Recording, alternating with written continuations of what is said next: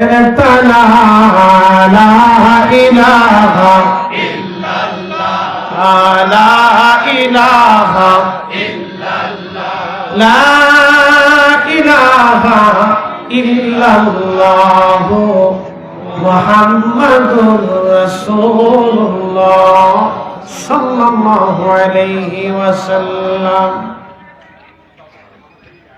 মনিবের আসমানে শুকর আদায় করি, সেজদা দিই যে আল্লাহ দয়া করে এই অঞ্চলের বহু মানুষ থেকে বাছাই করে যাচাই করে পছন্দ করে আল্লাহ আমাদেরকে তার বেহেশতের বাগানের ভিতরে বসিয়ে দিলেন। এই জোহরের নামাজের পরে দুনিয়ার কাজে সবাই ব্যস্ত। আল্লাহ দুনিয়ার কাজ থেকে জুদা করে আমাদেরকে আল্লাহ তার নিজের কাজে ব্যস্ত করায় দিয়ে আল্লাহর গোলামিতে আমাদেরকে আল্লাহ নিয়োজিত করে দিয়ে, সেই জন্য আল্লাহর আসমানে আমরা একসাথে শুকরিয়া আদায় করে বলি আলহামদুলিল্লাহ। আরো শুকর গুজার করি সে আল্লাহ যিনি সর্বশ্রেষ্ঠ নবী, সর্বকালের সর্বশ্রেষ্ঠ মহামানব, ইমামুল মুরসালিন, রাহমাতুল লিল আলামিন, সাইয়্যিদুল কাউনাইন ওয়াস সাকালাইন, হাবিবুল্লাহ, নূরুল আলামিন, আল্লাহর পেয়ারা মেহবুব নবীর উম্মত হিসেবে আল্লাহ আমাদেরকে মঞ্জুর করেছেন। শোনেন, আমরা যদি মুসা আলাইহিস সালামের উম্মত হতাম এই মর্যাদা আমাদের নসিব হতো না। আমাদের হায়াত হবে কম, নেকি হবে কম, কিন্তু আমরা হাসরের ময়দানে বাদশা হব। আমরা বেহেশত যাব সবার আগে। সবার আগে কি যাব? বেহেশত চলে যাব। কেন? শুধুমাত্র তার রসুলের উম্মত হওয়ার কারণে।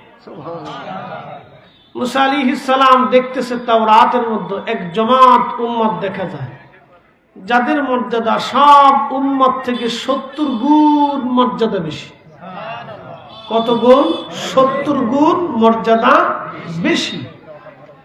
তো মুসা আলাইহিস সালাম আল্লাহকে ডাক দিয়ে বলেন, ইয়া রাব্বি, এই উম্মত আপনি আমাকে দিয়ে দেন।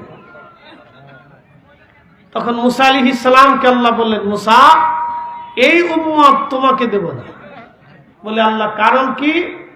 বলে এই উম্মত আমি আমার আখিরি নবীর জন্য বরাদ্দ করে দিছি। আমরা জোরে বলেন কারা? না না, শরম লজ্জা পাওয়ার কিছু না, জোরে বলেন কারা? এখন বলেন সুদ খাওয়ার জন্য, ঘুষ খাওয়ার জন্য, জুতা চুরির জন্য, সম্পদ চুরির জন্য? না না না, এই জন্য আল্লাহ আমাদেরকে সম্মান দেয় নাই। আমার হাজার কথা 3 কথায় বুঝে নিয়েছেন। আমার হাজার ওয়াজের কথায় 3 কথায় বুঝে নিয়েছেন। এই জন্য আল্লাহ আমাদেরকে এত বড় নবীর উম্মত বানান নাই। এই সম্মান আল্লাহ আমাদেরকে এই জন্য দেন নাই। মনোযোগ দিবেন, আরবিতে একটা প্রবাদ আছে, শরফুল মাকিন আর শরফুল মাকান, শরফুল মাকানে অশরফুল মাকিন। কিছু জায়গার কারণে মানুষের দাম বাড়ে, কিছু মানুষের কারণে জায়গার দাম বাড়ে। মদিনার কারণে নবীর দাম বাড়ে নাই, বরং নবীর কারণে মদিনার দাম বাড়ছে। এখানে কোন হাজি ভাই কি আছেন যারা হজ করছেন? হাত উঁচা করেন তো। যারা হাজি আছেন, হজ করেছেন, হাত উঁচা করে রাখেন। আমি একটু গণা দিব। 1 জন, 2 জন, 3 জন, 4 জন, 5 জন, 6 জন, 7 জন, 8 জন, 9 জন, 10, এই মহিলা দিয়ে 15-20 জন হাজি এখানে আমরা উপস্থিত আছি। হাত নামান। রিয়াজুল জান্নাতে নামাজ পড়েন নাই? পড়ছেন তো? রিয়াজুল জান্নাতে নামাজ পড়ার অর্থ হলো আপনি আল্লাহর জান্নাতে নামাজ পড়েছেন। এইখানে দোয়া করার অর্থ হচ্ছে আপনি আল্লাহর জান্নাতের বাগানে বসে দোয়া করেছেন। বলে এটা রিয়াজুল জান্নাহ কেন হলো? মক্কায় রিয়াজুল জান্নাহ নাই, বাইতুল আকসাতে রিয়াজুল জান্নাহ নাই, বাংলাদেশের বাইতুল মুকাররমে নাই, দারুল উলুম দেওবন্দ মাদ্রাসাতেও নাই, আল আজহার বিশ্ববিদ্যালয় নাই, মদিনা ভার্সিটিতেও নাই, মক্কা ইউনিভার্সিটিতেও নেই। পৃথিবীতে আর কোথাও কোনো জায়গা রিয়াজুল জান্নাহ হবে না। কেন? এখানটা রিয়াজুল জান্নাহ হলো মক্কায় হলো না, কিন্তু রসুলের মসজিদে, তাও নবীর হুজরা থেকে মিম্বর বরাবর কেন হলো? অন্য জায়গাও হলেও তো হতে পারত। হুজরা শরীফ থেকে মিম্বর বরাবর কেন রিয়াজুল জান্নাহ হলো? শোনা যাবে, আল্লাহর হাবিব ওই রিয়াজুল জান্নাহ নবীজি হুজরা শরীফ যেখানে রওজা মুবারক, এই রওজা মুবারক নবীজির হুজরা মুবারক ছিল।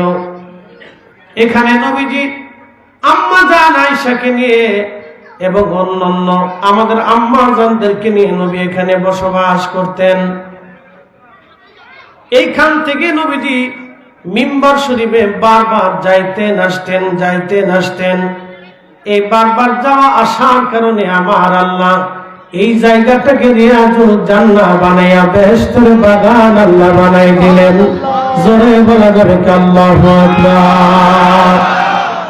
তুমি মোদের আশার আলো, তাই তো তোমায় বাসি ভালো, বলেন তুমি মোদের আশার আলো। কি আশার আলো না? আশার আলো কি না? তুমি মোদের আশার আলো, তাই তো তোমায় বাসি ভালো। হৃদয় নামের ফুলদানিতে, হৃদয় নামের ফুলদানিতে গেঁথে রেখেছি প্রেমের মালা।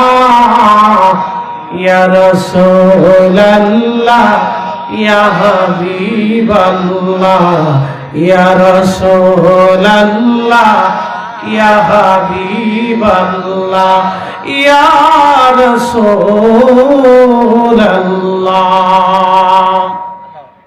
আমার দিকে তাকান। খাজা বাবা আজমিরির মাজার কোন জায়গা? ভারতের আজমিরে। ওনার নাম কি? মাইনুদ্দিন। যারা বলেন নাম কি? মাইনুদ্দিন। বাংলাদেশে, ভারতে আরো হাজার হাজার লাখে লাখে মাইনুদ্দিনের কবর আছে না? সব মাইনুদ্দিনের কাছে যায় না, তো ওই মাইনুদ্দিনের কাছে যায় কেন? আমরা যদি কবর পূজারী হইতাম তাহলে যে কোনো কবরে যায় সেজদা দিতাম। আমরা মূলত কবর পূজারী না, আমরা মূলত মাজারের ভক্ত না, আমরা আল্লাহর ওলির ভক্ত। আমরা কি মাজারের ভক্ত? মাজার তো দেশে আওলা জাওলা বাউলা মাজার দেশে বহু আছে। আমরা মাজারের ভক্ত না, আমরা আল্লাহর ওলিদের ভক্ত। কথা বলেন ঠিক কিনা? আমরা মাজারের ভক্ত না, আমরা ওলি ভক্ত। কি ভক্ত? আমরা মাজারের পূজারী না, বরং আমরা আল্লাহর ওলিদেরকে ভালোবাসি। ঠিক কিনা? এই কথাটা আপনি বুঝতে হবে আপনাকে। আমরা ট্যাগ দেয় আমরা মাজার পূজারী, আমরা মাজার পূজারী, আমরা মাজারের ভক্ত। বেটা, আমরা মাজারের ভক্ত না। দেশে বহু মাজার আছে, আমরা মাজারের ভক্ত না। আমরা খাজা বাবা আজমিরির ভক্ত, আমরা মুজাদ্দিদ আল ফেসানি হিন্দির ভক্ত, আমরা হযরতে খাজা বাহাউদ্দিন নকশবন্দ বুখারীর ভক্ত, আমরা হযরতে খাজা বাবা এনায়েতপুরীর ভক্ত, আমরা হযরত ফতেহ আলী রসুল নামার ভক্ত, আমরা শাহ সুফি সৈয়দ ওয়াজেদ আলীর ভক্ত, আমরা নূর মোহাম্মদ নিজামপুরীর ভক্ত, আমরা খাজা বাবা ফরিদপুরীর ভক্ত, আমরা শাহজালাল ইয়ামানি মুজাররিদের ভক্ত, আমরা ওলিদের ভক্ত, আমরা মাজারের ভক্ত। আমরা মাজার ভালোবাসি না, আমরা ওলি ভালোবাসি। ওলি ভালোবাসার কারণে আমরা ওইখানে যে বসে থাকি, মূলত মাজারের কাছে বসি না, আমরা ওলির কাছে বসি। কথা বল না কেন? আমরা কার কাছে বসি? ওলির কাছে বসি, মাজারের কাছে বসি না। মাজার দিয়ে কি তা করবো? হ্যাঁ, মাজার দিয়ে কি করবো?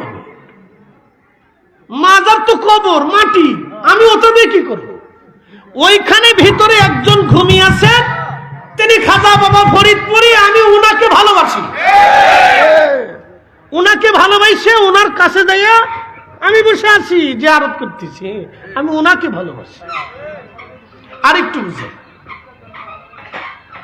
শোনেন, কোরআন শরীফের উপরে গিলাফ আছে না?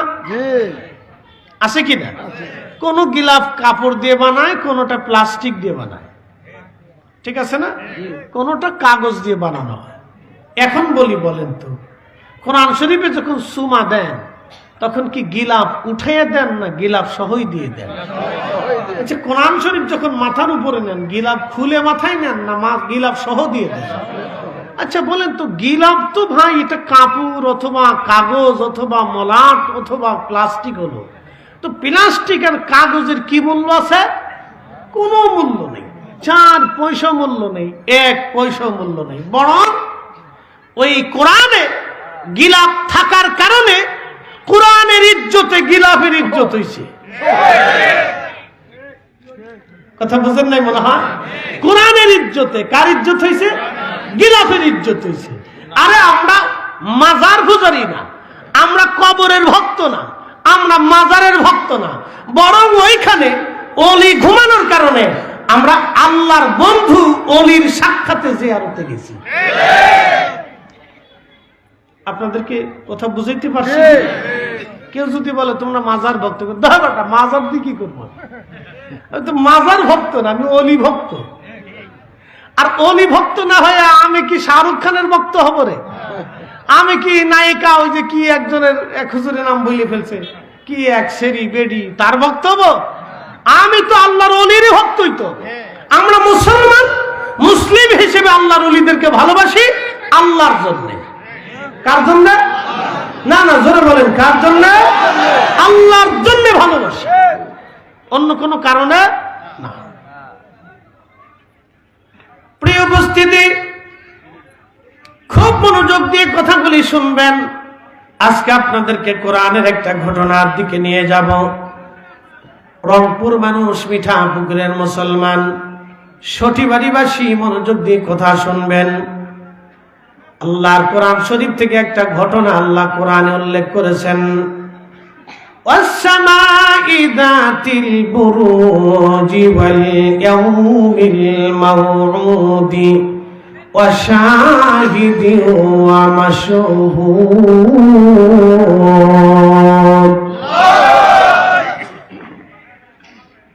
আল্লাহ কোরআন শরীফে সূরা বুরুজে আল্লাহ একটা জাতির ঘটনা আল্লাহ উল্লেখ করেছেন। আসহাবুল উখদুদিন নারি যাতিল ওয়াকুদ।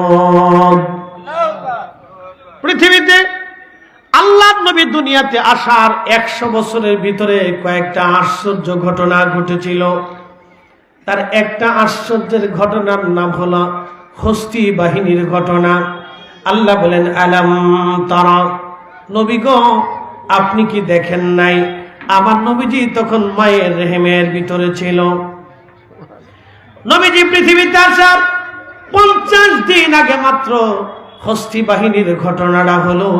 আল্লাহ কোরআনে জানাইলেন, আলাম তারা কাইফা ফাআলা রাব্বুকা বিআসহাবিল ফিল। ও নবী আমার, আপনি কি দেখেন নাই? আপনি কি লক্ষ্য করেন নাই হাবিব, আমি আসহাবুল ফিলদের সাথে কেমন আচরণ করেছিলাম? আসহাবুল ফিলদের সঙ্গে কেমন আচরণ করেছিলাম? ও মুসলমান, মনোযোগ দিয়ে কথা শুনবেন। এই কাবা শরীফ ভাঙ্গার জন্য আবরাহা বাদশাহ সুদূর ইয়ামান থেকে 50,000 বাহিনী নিয়ে এসেছিল আল্লাহর ঘর ভাঙ্গার জন্যে। আল্লাহর ঘর ভেঙে ফেলবে। নবীজির দাদা আব্দুল মুত্তালিব খুদার ঘরখানা ধরে দোয়া করে, আল্লাহ এটা তোমার ঘর, আমি জানি এর হেফাজত করনেওয়ালা তুমি আল্লাহ। আল্লাহ আমার কোনো সেনাবাহিনী নাই, তোমার ঘর তুমি বাঁচাও, আমি চললাম, আমার করার কিছু নাই। এই দোয়া করে মক্কাবাসীদেরকে ডাক দিয়ে বলেন, হারামবাসী তাড়াতাড়ি তোমরা জায়গা ফাঁকা করে চলে যাও, পাহাড়ের কোনায় কোনায় সরে যাও, কারণ আব্রাহা মক্কা ঘর ভাঙার জন্য আসবে, আর আমার আল্লাহ তার সেনাবাহিনী পাঠাবে তার ঘরকে রক্ষা করার জন্য। চিৎকার করে ধরে বলেন আল্লাহু আকবার। আল্লাহ তার ঘর বাঁচানোর জন্য সেনাবাহিনী পাঠাবে। আল্লাহ তার ঘর বাঁচানোর জন্য আল্লাহ এক ধরনের পাখি পাঠাইলেন, তয়রান আবাবিল। আসলে পাখির নাম আবাবিল না, আবাবিল শব্দের অর্থ হলো ঝাঁকে ঝাঁকে। এই জন্য সবাই জানে পাখির নাম আবাবিল। হ্যাঁ, তার নাম হইয়া গেল আবাবিল। এখনো আবাবিল পাখি কাবা শরীফ আছে, এখনো আছে। কাবা শরীফে শুধু আবাবিল পাখি না, কাবাতে দেখবেন কবুতরও আছে। যারা হাজি গেছেন কাবাতে কবুতরও আছে।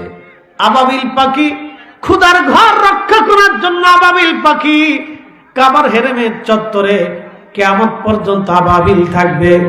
আবাবিলের সঙ্গে আর একটা পাখি হেরেমে থাকবে, সেই পাখির নাম কবুতর।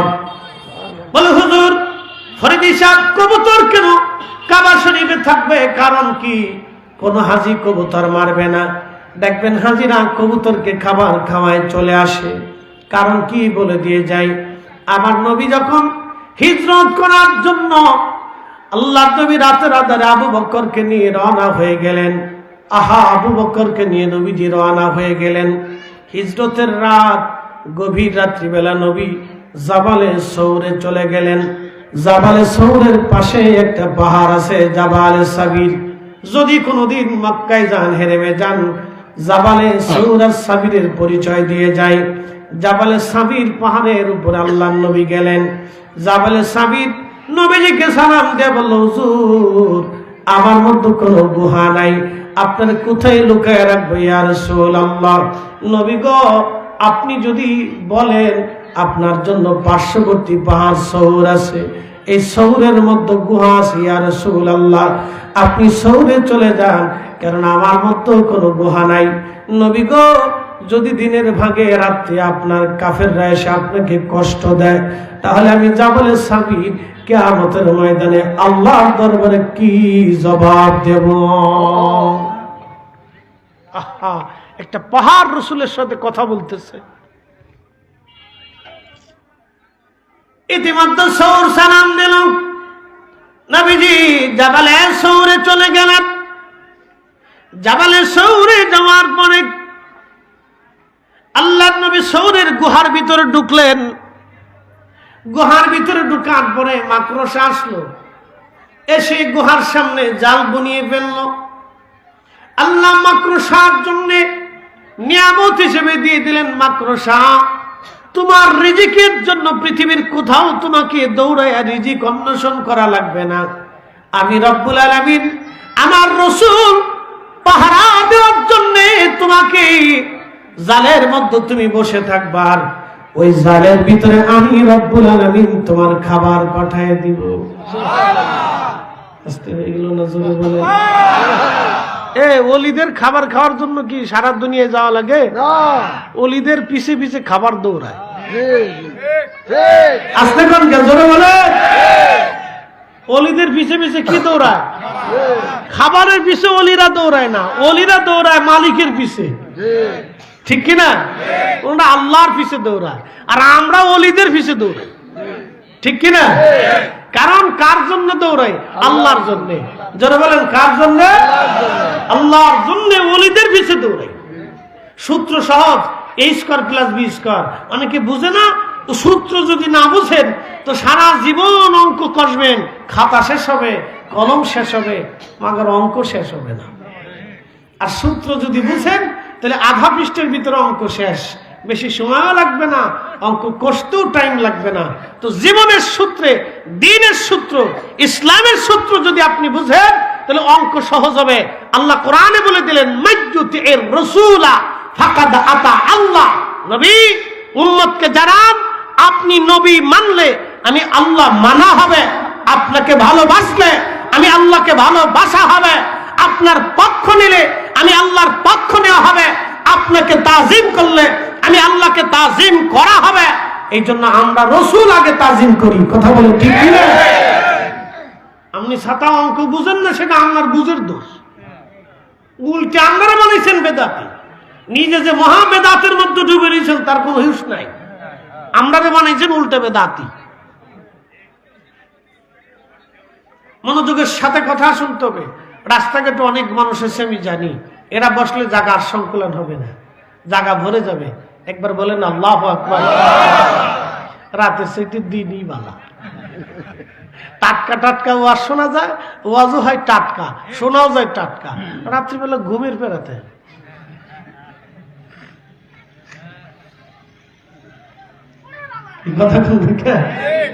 রাত্রে ঘুমের পেরা, দিনে বেলা টাটকা টাটকা শুনে টাটকা টাটকা খেয়ে চলে যাবে। একসাথে বলেন আল্লাহু আকবার। কথা কি বুঝে আসতেছে? সূত্র সহজ আবার বলতেছি। কখনো তোমাকে যদি ভুলি, হেদায়েতের আলো জেলে নিও কাছে তুমি, ঠাই দিও প্রিয়তম অগমহিয়ান, তুমি রহমান তুমি মেহেরবান। অন্ধ গাহে না শুধু তোমারি গুণগান, অন্ধ গাহে না শুধু তোমারি গুণগান, বুঝেও বুঝে না তবু শান, তুমি রহমান তুমি মেহেরবান। আল্লাহুম্মা সাল্লি আলা সাইয়্যিদিনা মুহাম্মাদ ওয়া আলি সাইয়্যিদিনা মাওলানা মুহাম্মদ। রংপুরবাসী খুব মনোযোগ দিবেন। আল্লাহর নবী শহরের ভিতরে ঢুকে গেলেন, মাকড়সা জাল বানাইল নবী পাহারা দেওয়ার জন্য। একসাথে বলবেন আল্লাহু আকবার। নবী পাহারা দেওয়ার জন্য মাকড়সা জাল বানাই দিল। আল্লাহ বলেন, মাকড়সা তুই আবার রাসূল পাহারা দেওয়ার জন্য জাল বানাইলি, আমি তোর রিজিক তোর জালের ভিতরে তোর মুখের সামনে তুলে দিব। সুবহানাল্লাহ। আপনাকে সূত্র বুঝতে হবে। রাসূল রাজি, আল্লাহ রাজি। আমার খাজা বাবা মাঝে মধ্যে আমাদেরকে বলতে, ওরে রাসূল রাজি যার উপরে, আল্লাহ রাজি তার উপর। ঠিক কি না? রংপুরবাসী কবুতর চলে আসলো। কবুতর এসে বাসা বানায়া ওই গার শহরের সামনে ডিম পেড়ে বাসায় বসে রইল। আল্লামা ইমাম ইবনে কাসির আল বেদায়ের মধ্যে লেখেন, ওই যে কবুতর ডিম পারলো, ওই ডিম থেকে বাচ্চা হলো, আরো বাচ্চা হলো। ওই কবুতরকে আল্লাহ অন্য কোথাও আর স্থানান্তর করেন নাই। ওই গারে সৌরের কবুতরকে আমার আল্লাহ হেরেমে পাঠাই দিলেন। আজকে হেরেমে যত কবুতর দেখবেন, ওই কবুতরের বংশধর কিয়ামত পর্যন্ত হাজিরা যাবে, আর ওই কবুতরের বংশধরকে খাবার খাওয়াই আসবে। আল্লাহু আকবার জোরে বলেন। ওদের খাবার খাওয়ার জন্য পৃথিবীর অন্য কোথাও যেতে হবে না। সূত্র বোঝা যাক, কবুতর এসে গারে শহরের সামনে রাসূল পাহারা দেওয়ার জন্য বসে গেল। সুবহানাল্লাহ। কাকে পাহারা দিবে? রাসূলকে পাহারা দেওয়ার জন্য বসে গেল। ওই কবুতরের বংশধর হেরেমে সৌদি সরকার না শুধু কিয়ামত পর্যন্ত হাজিরা কবুতরের খেদমত করে আসে, খাবার খাওয়াই আসে। হারামাইনের শরীফাইনের খাদেমরা ওই কবুতরের খেদমত করে, এবং সৌদির বাদশারা কবুতরকে খাবার খাওয়ায়, কবুতরের খেদমত করে। কারণ এই কবুতর রাসূলের খেদমত করেছিল, নবী পাহারা দিয়েছিল। একসাথে বলবেন আল্লাহু আকবার। যার কারণে গত সৃজন রে দেখো রসূল তারা শূন্য ভরে আসে চরণিস চলে ধরা ধরে নবী দবিনে ভাব সবই মিশে রহমতুল লিল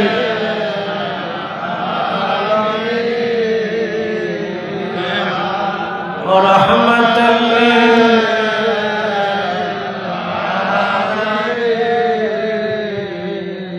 যে মজা সে ইশকে নবী কি বাত তারো যাত না তরাইবেন রাসূলুল্লাহ নাহি কোনো ভাবনা আল্লাহুম্মা আহা জবান খুলে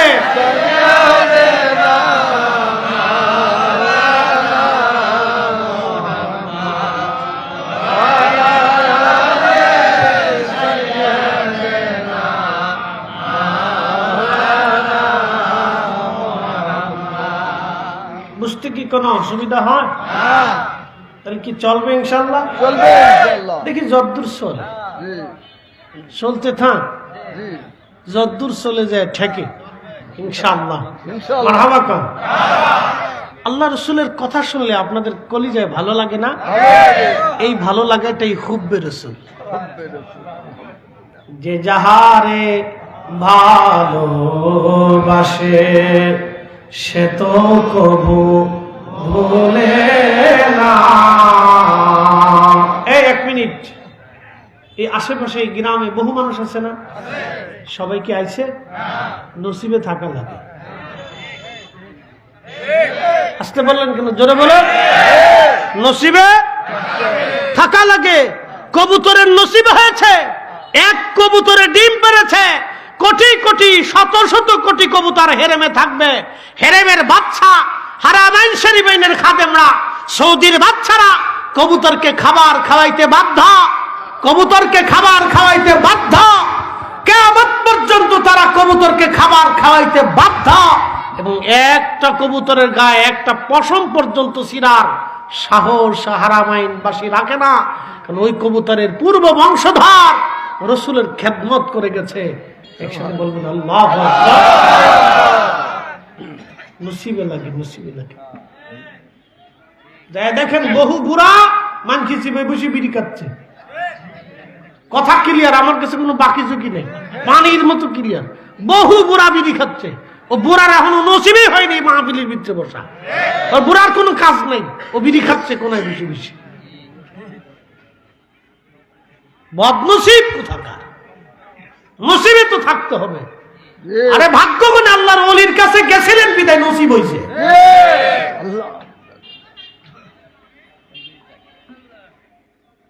প্রিয় রংপুরবাসী, মনোযোগ দিয়ে কথা শুনবেন বাবাজি আমার, মন খারাপ করবেন না।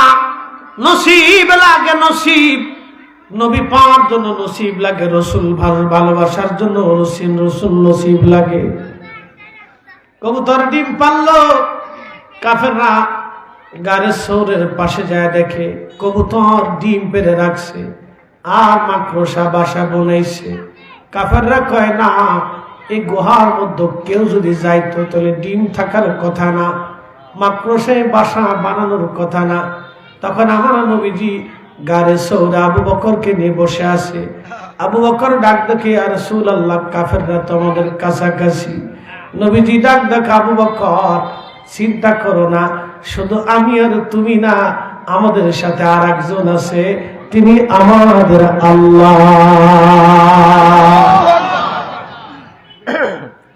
অন্ধ গাহে না শুধু তোমারই গুণগান, অন্ধ গাহে না শুধু তোমারই গুণগান, বুঝে বুঝে না তবু শান, তুমি রহমান, তুমি মেহেরবান, তুমি রহমান, তুমি মেহেরবান লা ইলাহা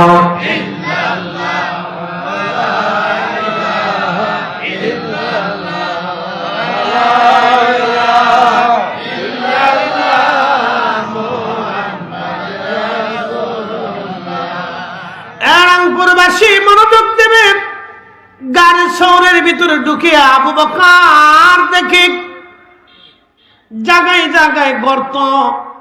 চিন্তা করলেন গর্ত যেহেতু আছে সাপ বেরিয়ে আসতে পারে। গায়ের মধ্যে চাদর ছিল, চাদরটাকে ছিঁড়ে ছিঁড়ে ছিঁড়ে ছিঁড়ে টুকরা টুকরা করে গর্তের মুখে মুখে চাদর মুসরি মুসরি আবু বকর ঢুকিয়ে দিতে লাগলেন।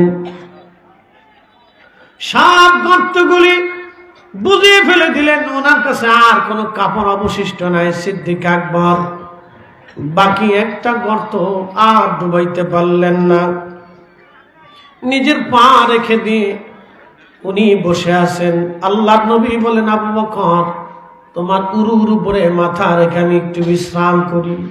আবু বকর বলেন, হ্যাঁ ইয়া রাসূলুল্লাহ, আপনি বিশ্রাম করেন। আবু বকর উরু মোবারকে নবীজি মাথা মোবারক রেখে ঘুমিয়ে পড়লেন। ঘুমানোর পরে সাপ বারে বারে আবু বকরের পায়ে কামড় মারতে লাগলো। অঙ্কুরবাসী সাপে কামড় দেয়, আবু বকর কথা বলে না, নিজের শরীরটাকে চাপ দিয়ে ধরে বসে আছে। সাপে বারবার বারবার কামড় দেয়। দীর্ঘ সময় পরে সাপের বিষে সহ্য করতে না পারি আবু বকর চোখের পানি ছেড়ে দিয়েছে। যখন চোখের পানি ছেড়ে দিছে রে, চোখ বেয়ে পানি আল্লাহর নবীর বদন মোবারকে চেহারা মোবারকে পড়ে গেল। পানি যখন পড়ছে ঠিক তখনই নবীজির ঘুম ভেঙে গেল। নবী আমার ডাকতে বলেন, আবু বকর কেন তুমি কান্দো? বাড়ি থেকে চলে আসছো, বাড়ির কথা কি তোমার মনে পড়ছেনি? আবু বকর ডেকে বল, হুজুর আপনি রাসূলের প্রেমে পড়ে আমি সংসার ছেড়ে দিয়েছি। হুজুর আমি স্ত্রী পুত্র পরিজন সব ছেড়ে দিয়েছি। সাদের বাড়ি ঘরগুলি মক্কাতে ফলাইয়া আপনি নবীর সাথে আমি সুদূর হিজরতে আল্লাহর পথে বের হয়ে গেছি। ইয়া রাসূলুল্লাহ, নবী গো বাড়ির জন্য কাঁদি না গো নবীজি, কান্দি একটা সাপ আমাকে বারবার কামড় দিচ্ছে, বিষের যন্ত্রণা সহ্য করতে না পেরে কাঁদি। আল্লাহ নবী ডাকতে বলেন, আবু বকর তাহলে আগে কেন বলো নাই সাপে তোমাকে বারবার কামড় দিচ্ছে? আবু বকর বলেন, হুজুর যদি আপনাকে ডাকি ঘুমের ব্যাঘাত হবে, কষ্ট হবে। আমি আবু বকর চাই না আমার রাসূল কষ্ট পাক, নবী ব্যথা পাক। চিৎকার করে জোরে বলেন আল্লাহু আকবার। যে যাহারে ভালোবাসে সে তো কবু ভুলে না। রাসূল তোমায় ভালোবাসে, রাসূল তোমায় ভালোবাসে, তুমি তারে ভুলিল না। যে যাহারে ভালোবাসে সে তো কবু ভুলে না।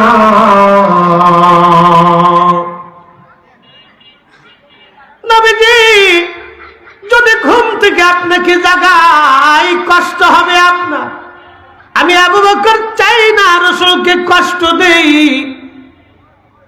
একটু চিন্তা করেন তো, আবু বকর নবীকে সামান্যতম কষ্ট দিতে চান নাই, ব্যথা দিতে চান নাই। আমরা রাসূলকে কথা দিয়ে কষ্ট দেই।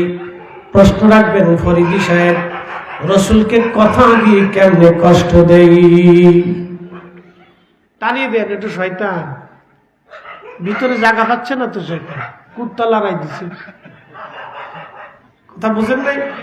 একসাথে পড়েন, লা হাওলা, লাঠি দিয়ে তার, লা হাওলা ওয়ালা কুওয়াতা ইল্লা বিল্লাহ, লা হাওলা ওয়ালা কুওয়াতা ইল্লা বিল্লাহ লা হাওলা ওয়ালা কুওয়াতা ইল্লা বিল্লাহ।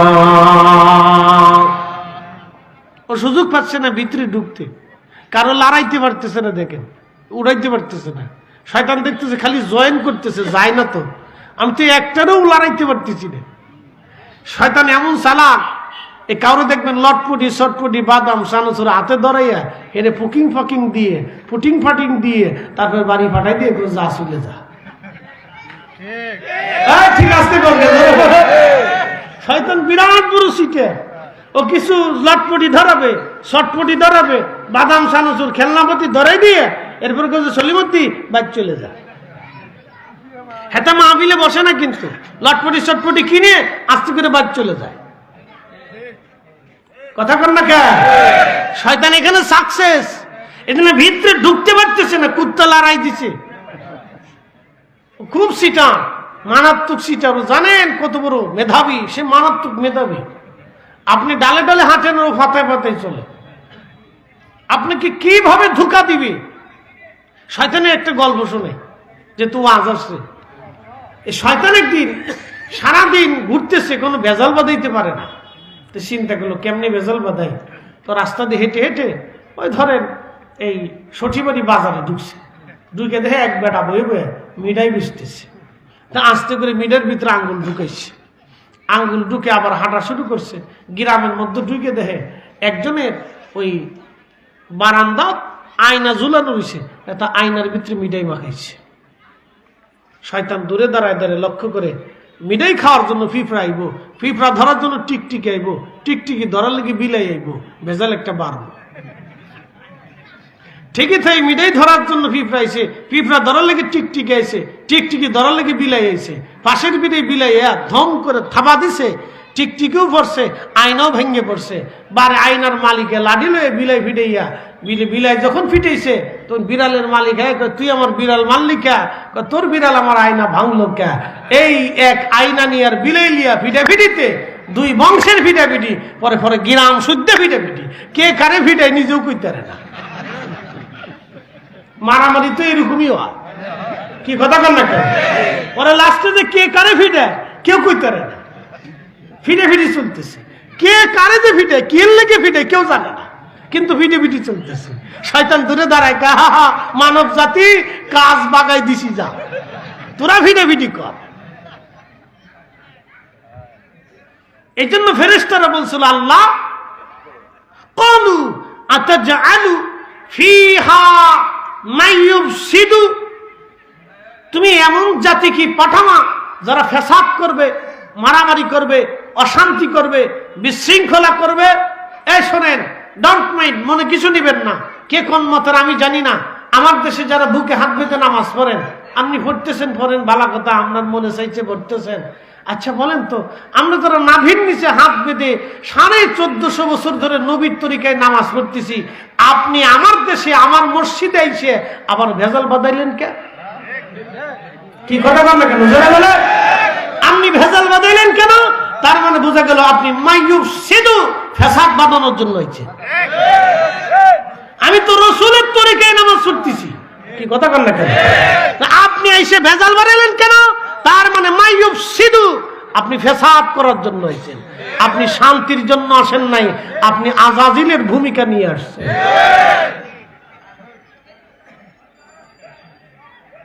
কথা আপনাদেরকে বুঝতে হবে। মাইয়ুফসিদু ওয়া ইয়াসফিকু দিমা, আল্লাহ তুমি কি এমন জাতি পৃথিবীতে পাঠাবা যারা মারামারি করবে, কাটাকাটি করবে, রক্তপাত করবে, বিশৃঙ্খলা করবে? এমন জাতিকে দুনিয়াতে পাঠাবা? আমরা তো 20 টাকা তারাবি হযরত ওমরের জমানা থেকে চালু হয়ে আসলো। শত শত বছর ধরে কোটি কোটি কোটি কোটি কোটি কোটি মুসলমান 20 টাকা পরেই কবরে চলে গেল। আপনি এসে আবার জোর করে 8 টাকা বানাইয়া আপনি নামাজের ভিতরে ফ্যাসাদ বাঁধাই দিলেন। তার মানে আপনার মতলব ভালো না, আপনার মতলবের ভিতরে শয়তানি আছে। আপনি মাইয়ুফসিদু, ফ্যাসাদ করতে আসছেন। কথা বল না কেন? ঠিক কি না? আপনারা সহজভাবে বুঝাইলাম, এত দলিল লাগবে না। জ্ঞানী যারা তারা ইশারাতেই বুঝে, আর কচুর মতো কচু হলে অল্প জালে সিজে। ওয়াজ করলে কি লাভ, শুনলে কি লাভ, লাভ হবে কার আমলে, আমলেও লাভ হবে না। নবী প্রেম না থাকলে দিলে, নবী প্রেম থাকলে দিলে লাভ হবে কম আমলে। সুপারিশ করবেন নবী রোজ হাশরের ময়দানে। জ্ঞানী যারা বুঝে তারা শুধু ইশারায়, নাদানের বুঝাইতে পারে আছে কে কোথায়। জ্ঞানীর মতো জ্ঞানী হলে অল্প কথায় বুঝে, কচুর মতো কচু হলে অল্প জালেই সিজে। ফেসাদ বাঁধানোর জন্য গানই ফেসাদ বাঁধে। আচ্ছা আপনাদেরকে বলি, জবাব দিবেন তো, কোরআন শরীফ তেলাওয়াত করলে নেকি দেয় কে? আল্লাহ। আচ্ছা বলেন তো, মুসলমানের ঘরে যদি কোরআন তেলাওয়াত না হয় তো কার ঘরে কোরআন তেলাওয়াত হবে? হিন্দুর ঘরে, বৌদ্ধর ঘরে, শিখের ঘরে, মাজুসির ঘরে, অন্য কারো ঘরে তো কোরআন তেলাওয়াত হবে না। তো মুসলমানের বাড়ি কোরআন খতম হয়, এই কোরআন খতম বন্ধ করে দিয়ে ফায়দা হলো কার? বিরাট বড় ফতোয়া দিয়ে ভাবছে আমি বিরাট বড় মুফতি আজম, শাইখুল হাদিস। আপনি শাইখুল হাদিস হয়েছেন, তাতে কি হয়েছে? আপনি কি করছেন? আপনি সুদে দেশে বন্ধ করতে পারেন নাই, ঘুষ বন্ধ করতে পারেন নাই, বেহায়া বন্ধ করতে পারেন নাই, আপনি বন্ধ করছেন কোরআনের তেলাওয়াত। বিরাট বুজুর্গের কাজ করছেন। উচিত কথা বললে মহাই বাজার হয়ে যাবে। উনি বিরাট বুজুর্গের কাজ করছে। কি করছে? কোরআন খতম বন্ধ করে দিছে। বাহ, শয়তানে হাসার কাছে চাচা খুব ভালো কাজই করছে, যা আমি পারি না সেটা তুমি করে দিচ্ছ। কষ্ট হইতেছে আপনাদের? যদি অযৌক্তিক বলি তো বলেন যে হুজুর অযৌক্তিক বলছে। আরে হযরত ওমর যখন তার বোনকে পিটাইতে গেছে যে তুই কালমা কেন পড়ছিস, ভগ্নিপতিরে মারতে গেছে যে তুই কালমা কেন পড়ছিস, তখন যা দেখে সূরা তাহা তেলাওয়াত করতেছে ভগ্নিপতি আর বোনে দুইজন কোরআন পড়তেছে। যখন কোরআনের আওয়াজ হযরত ওমরের কানে আসছে তখন কলিজার ভিতরে ধাক্কা লাগছে। একসাথে বলবেন না আল্লাহু আকবার। কিসের তেলাওয়াত?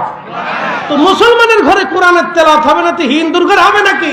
মুসলমানের ঘরে ঘরে কোরআনের খতম বেশি বেশি দরকার, তেলাওয়াত বেশি বেশি, মুসলমানদের কানে বেশি বেশি কোরআনের তেলাওয়াত দরকার। এটা ফতোয়া দিয়ে বন্ধ করে দিয়ে ভাবছে আমি বিরাট বুজুর্গি কাজ করছি। আপনি সুদ বন্ধ করতে পারেন নাই, এনজিও বন্ধ করতে পারেন নাই, আপনি দেশে পতিতালয় বন্ধ করতে পারেন নাই, মদের দোকান বন্ধ করতে পারেন নাই, জুয়া বন্ধ করতে পারেন নাই, আপনি কোরআন তেলাওয়াত মুসলমানের ঘরে বন্ধ করে দিচ্ছেন। বাহ, বিরাট বড় ভাইদার কাজ করছেন আপনি। নাম দিয়েছেন মুফতি আজম। বাতিলের আতঙ্ক, উনি বাতিলের আতঙ্ক হয়েছে। কষ্ট হচ্ছে না আপনাদের? উচিত কথা বলে মা ওইসব বেজার হয়ে যায়। হাজিরিন খুব মনোযোগ দিবেন। কোরআন শরীফ আল্লাহ বলেন ওয়া ইযা তুলিয়াত আলাইহিম আয়াতুহু যাদাতুহুম ঈমানা।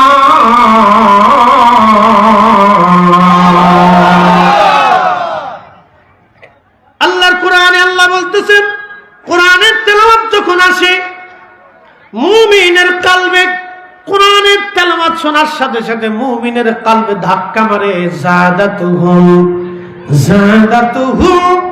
ঈমানা, ঈমান বাড়তে থাকে, ঈমান বাড়তে থাকে। মুসলমান কোরআনের তেলাওয়াত শোনার পরে তার দিলের পরিবর্তন হয়। এজন্য আমরা মনে করি প্রত্যেক ঘরে ঘরে কোরআন খতম দিয়া মিলাদ শরীফ পড়াইয়া বেশি বেশি করে দোয়া করা দরকার।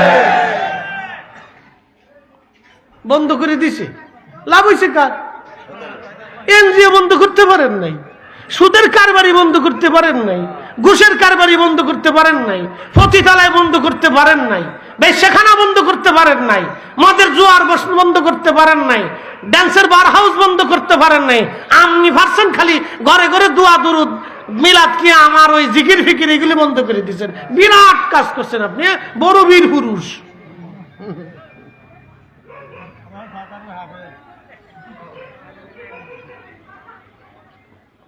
প্রিয় ভাই আমার, আফসোসের সাথে বলতেছি, কষ্টের সাথে বলতেছি, মুসলমানের ঘরে যদি দোয়া না হয় তো হবে কার ঘরে?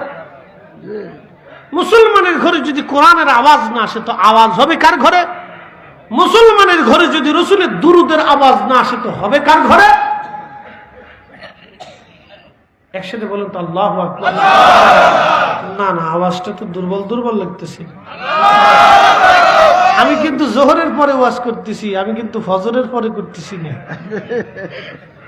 জোহরের পরে, বুঝতেই আওয়াজ আরো জোরে। ঠিক আছে, রংপুরের আওয়াজ বালা, রংপুরের মানুষও বালা। খুব মনোযোগ দিয়ে আল্লাহর জমিনে আল্লাহর কোরআনের তেলাওয়াত হবে। আল্লাহর জমিনে কোরআনের তেলাওয়াতের পরে আরেকটা তেলাওয়াত চলবে, নবীর দুরূদের তেলাওয়াত। প্রশ্ন রাখতে পারেন ফরিদি সাহেব, কি জন্য হবে? আজ বলে দিয়ে যাই। আল্লাহ বলেন, ইন্নাল্লাহ ওয়া মালাইকাতাহু ইউসাল্লুনা আলান নবী। শুনে যান, এই মাসালাটা আমাদের অত্যন্ত গুরুত্বপূর্ণ। নিশ্চয় আমি রব, আমার সমস্ত ফেরেশতা মণ্ডলী ইউসাল্লুনা আলান নবী, আমার নবীর উপরে দরুদ পড়তে থাকে এবং আগামীতেও পড়তে থাকবে, একটা সেকেন্ডের জন্য বন্ধ হয় না।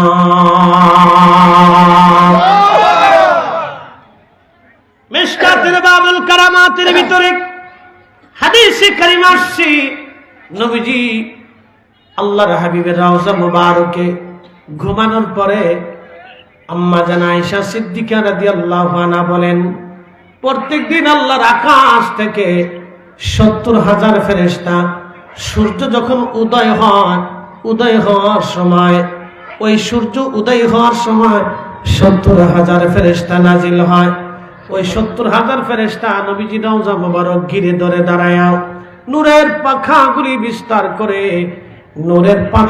বিস্তার করে ফেরেশতারা দাঁড়ায়া একসাথে দলবদ্ধভাবে আমার নবীর উপরে দুরূদ ও সালাম পাঠ করতে থাকে, একটা সেকেন্ডের জন্য বন্ধ করে না।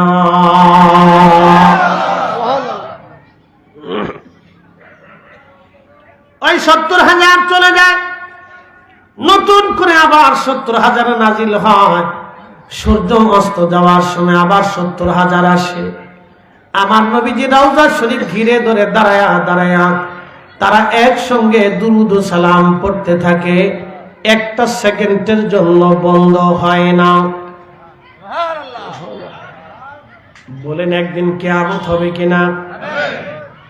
পৃথিবীতে কি কিছু থাকবে? ফেরেশতাও থাকবে না, মানবও থাকবে না, দানবও থাকবে না, পশু পাখি থাকবে না, আসমান জমিন থাকবে না।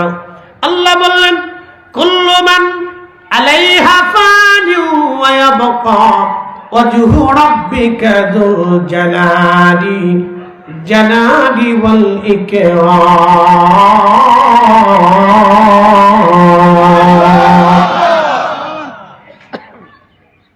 সবকিছু শেষ, কুল্লু মান আলাইহা ফান, কিছুই আর নাই, কিচ্ছু নাই, সব কিছু শেষ। ওয়াজহু রাব্বিকা যুল জালালি ওয়াল ইকরাম। হাবিব, উম্মতকে জানাত, কিচ্ছু থাকবে না, শুধু আমি মালিক থাকবো। এখন প্রশ্ন, তখন আল্লাহ কি করবে? আল্লাহ কোরআনে জানাইলেন, ইউসাল্লুনা আলান নবী, আমি পড়তেছি, আগামীতেও পারবো। তখন কেউ নাই, ফেরেশতা নাই, মানব নাই, দানব নাই, আসমান নাই, জমিন নাই, কিচ্ছু নাই, শুধু আল্লাহ। আল্লাহ ডাক ডাক হাবিব উম্মতকে জানান, ওই সময় আমি রব একা।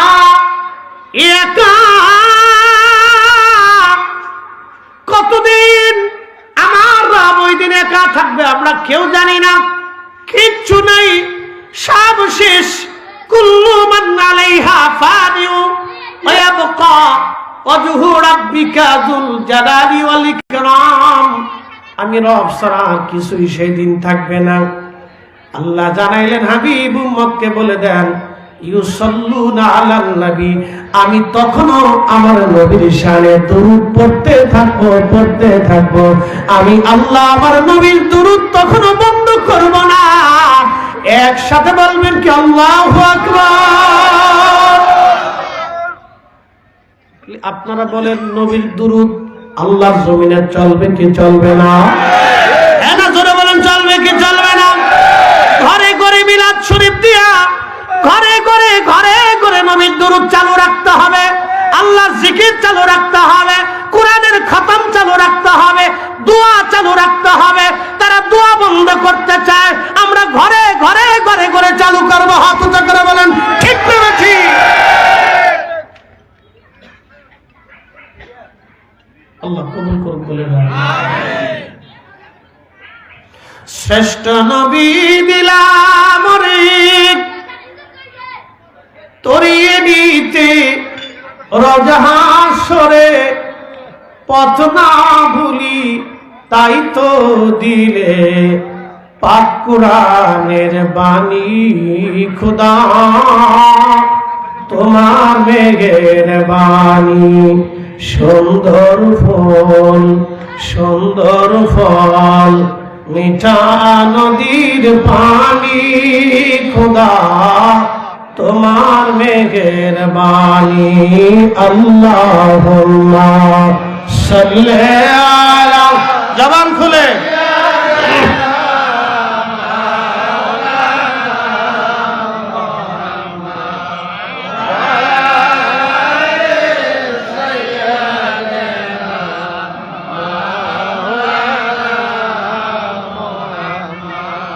রংপুরবাসী মনোযোগ দিয়ে শুনিয়া যান। হাজিরিন, আল্লাহ কোরআন শরীফে আমাদেরকে ফয়সালা দিয়ে বললেন, কুল, হুজুর আপনি বলে দেন, ইন কুনতুম তুহিব্বুনাল্লাহ ফাত্তাবিউনি ইউহিব্বুকুমুল্লাহ।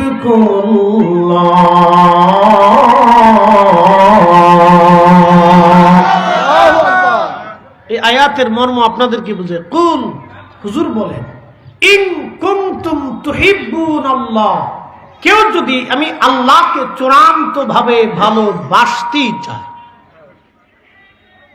আল্লাহকে ভালোবাসেন না? এক মিনিট, যদি না বাসেন তাহলে বুঝাই দিই। বাড়ি কুত্তা আসেনি আপনাদের? খাবার টাবার দেন কিনা? মাসিক কোনো বেতন টেতন আছে কিনা? সকালবেলা ডিম ভাজি, 3টে রুটি আর সবজি দিয়ে, দুপুরবেলা গরুর গোশত আর ভাত দিই, রাত্রিবেলা মুরগির গোশত ফ্রাই করে, এরপরে আপনার তুন্দুল এনে তারপরে কুত্তারে খাওয়ানোর কোনো শর্ত কুত্তার সাথে আছে? আপনি যখন কম্বল কাঁথামরে দিয়ে রাত্রিবেলা ঘুমান, তখন কুত্তা আপনার উঠানে মাটির উপরে ঘুমায়, তখন এই কুকুর আপনার জন্য, কুকুরের জন্য আপনি কম্বল বরাদ্দ করেন নাই। সকালবেলা দিছেন পোষা গলা, ঠান্ডা বাসি, রাতে কোনোদিন দিছেন, মাঝে মধ্যে দেন নাই, 2টা লাথিও মারেন, বাড়িও মারেন, ধাক্কাও মারেন, পিটনিও দেন, কিন্তু কুত্তা আপনার দরজা না সারিয়া বেহের মতো আপনার পিছে পিছে এসে আপনার দরজার সামনে পাহারা দিতে থাকে। বলেন তো, কুত্তা বাদ দিয়ে যদি বলেন যে না, কুত্তা দিয়ে আর বাড়ি পাহারা দিয়ে হবে না, শিয়াল নিয়ে আসবো, আচ্ছা শিয়ালে নিয়ে ওরে প্রত্যেক দিন যদি গরুর গোশত দিয়ে ভাত খাওয়ান, ও কি আপনার দরজায় থাকবে? ও মুরগি চুরি করে আবার পলায় চলে যাবে। কারণ শিয়াল আল্লাহর আইনে জঙ্গলে থাকে, কুকুর আল্লাহর আইনে আপনার বাড়ি পাহারা দেয়। আল্লাহর আইনে আপনি ইচ্ছা করলে বিলাই মেরে ইঁদুর দিয়ে ঘর পাহারা দিতে পারবেন না, কারণ ইঁদুর আল্লাহর আইনে আপনার গোলার ধান চুরি করে, আর বিড়াল আল্লাহর আইনে আপনার ঘর পাহারা দেয়। ও আল্লাহর আইনে দেয়, ও আল্লাহর আইন মানে একমাত্র মানুষ আল্লাহর আইন মানে না। এই মানুষ অকৃতজ্ঞ। কুত্তারে হালকা পাতলা খাবার দিবেন, ও বাড়ি পাহারা দিবে। একমাত্র মানুষ সন্তান 40 বছর খাওয়ানোর পরও 40 বছর পরেও বাপ মারে চিনি না। তাহলে কি বুঝলেন? এটা কুত্তার চাইতেও খারাপ। কথা ক্লিয়ার না ভেজাল আছে? একবারে ক্লিয়ার, পানির মতো পরিষ্কার।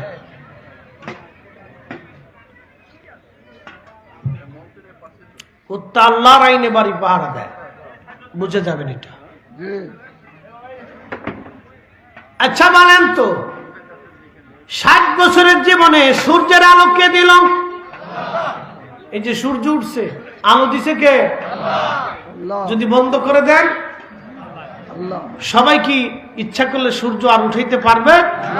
না না, সুযোগ নেই। আচ্ছা 60 বছর আপনার জীবনে আল্লাহ সূর্য দিল, কোনদিন আল্লাহ আপনার কাছে বিল চাইছে, টাকা পয়সা চাইছে? তাহলে ওই আল্লাহ সেজদা কেন দিবেন না বলেন তো? 60 বছর ধরে এই রব্বুল আলামিন একটা আম গাছ থেকে আপনাকে 50 বছর ধরে আম খাওয়াইতেছে। একটা মাছ থেকে আমার আল্লাহ, একটা মাছ থেকে আমার আল্লাহ, আমার রব আপনাকে হাজার হাজার মাছ দিচ্ছে। যে রব্বুল আলামিন একটা মাছ থেকে হাজার হাজার মাছ আমার আল্লাহ দেয়, তাহলে আপনি বলেন সেই রবের জন্য আপনি কেন আল্লাহকে সেজদা দিবেন না আল্লাহর জন্য? ও মুসলমান, কুত্তা বাড়ি পাহারা দিল, কিন্তু আপনি আল্লাহর খাওয়ার পরেও আল্লাহর গুণগানে লিপ্ত হলেন না। যারা আল্লাহটা খাওয়ার পরে আল্লাহর শুকরগুজারি ইবাদতে লিপ্ত হয়ে যায়, তারাই হলো অরিজিনাল আল্লাহর বান্দা। কথা বলেন ঠিক কিনা? মনোযোগ দেন, কথা ডিপলি মনোযোগ দিবেন। এই জন্য আল্লাহ বলছেন লাইন শাকারতুম লাযীদান্নাকুম। এ বান্দা, তুমি আমার শুকর করো, নাফরমানি করিও না। ওয়ালাইন কাফারতুম ইন্না আযাবি লাশাদীদ। যদি শুকর করো নিয়ামত বাড়াবো, আর যদি কুফর করো তাহলে তোমার শক্ত শাস্তি দিব। আচ্ছা বলে, ছেলে যদি 20 বছর পরে আপনার সাথে বেঈমানি করে, বাবা কি বেঈমানির জন্য ছেলের পুরস্কার দেয় না বদদোয়া দেয়? বদদোয়া দেয়। তো আল্লাহর বান্দা যখন আল্লাহর সাথে নাফরমানি করে, তখন আল্লাহ বান্দার উপর অসন্তুষ্ট হয়। আপনাকে সূত্র বুঝতে হবে। যে আকাশের দিকে তাকাবেন, ওই সূর্য আলো আল্লাহ দিচ্ছেন, এই শীত আল্লাহ দিচ্ছেন। বলেন শীতের দিনে যদি 1 সপ্তাহ বৃষ্টি হয় তাহলে কেমন হবে? গ্রীষ্মকালে যদি 1 সপ্তাহ শীত পড়ে তাহলে কেমন হবে? উলট পালট হবে। গাছে ফল হবে না, জমিনে ফসল হবে না, ধান গাছে ধান হবে না, মাছে ডিম পাড়বে না, পশু পাখির বাচ্চা হবে না, আপনার শরীর অসুস্থ হবে, বিভিন্ন রোগে আপনাকে বাসা বাঁধবে। আল্লাহ প্রত্যেকটাকে নিয়মতান্ত্রিক ভাবে চালান আমার আল্লাহ। এই জন্য আল্লাহ শুকর আদায় করতে হবে, ওই আল্লাহর প্রতি নিজেকে ঝুঁকে যেতে হবে। খুব মনোযোগ দিয়ে কথাগুলি শুনবেন। দিন শেষে আমরা ফিরে যাব কার কাছে? আল্লাহর কাছে চলে যাব। আল্লাহর কাছে চলে যাব। একদিন মাটির ভিতরে হবে ঘর রে, মন আমার কেন বান্ধ দালান ঘর, মন আমার কেন বান্ধ দালান ঘর। দিন শেষে আমরা আল্লাহর কাছে ফিরে যাব, অবশ্যই আল্লাহর কাছে ফিরে যাব। আল্লাহ কোরআনে বললেন সুম্মা তুরাদ্দুনা ইলা আলিমিল গায়বি ওয়াশ শাহাদাতি ফায়ুনাব্বিউকুম বিমা কুনতুম তা'মালুন।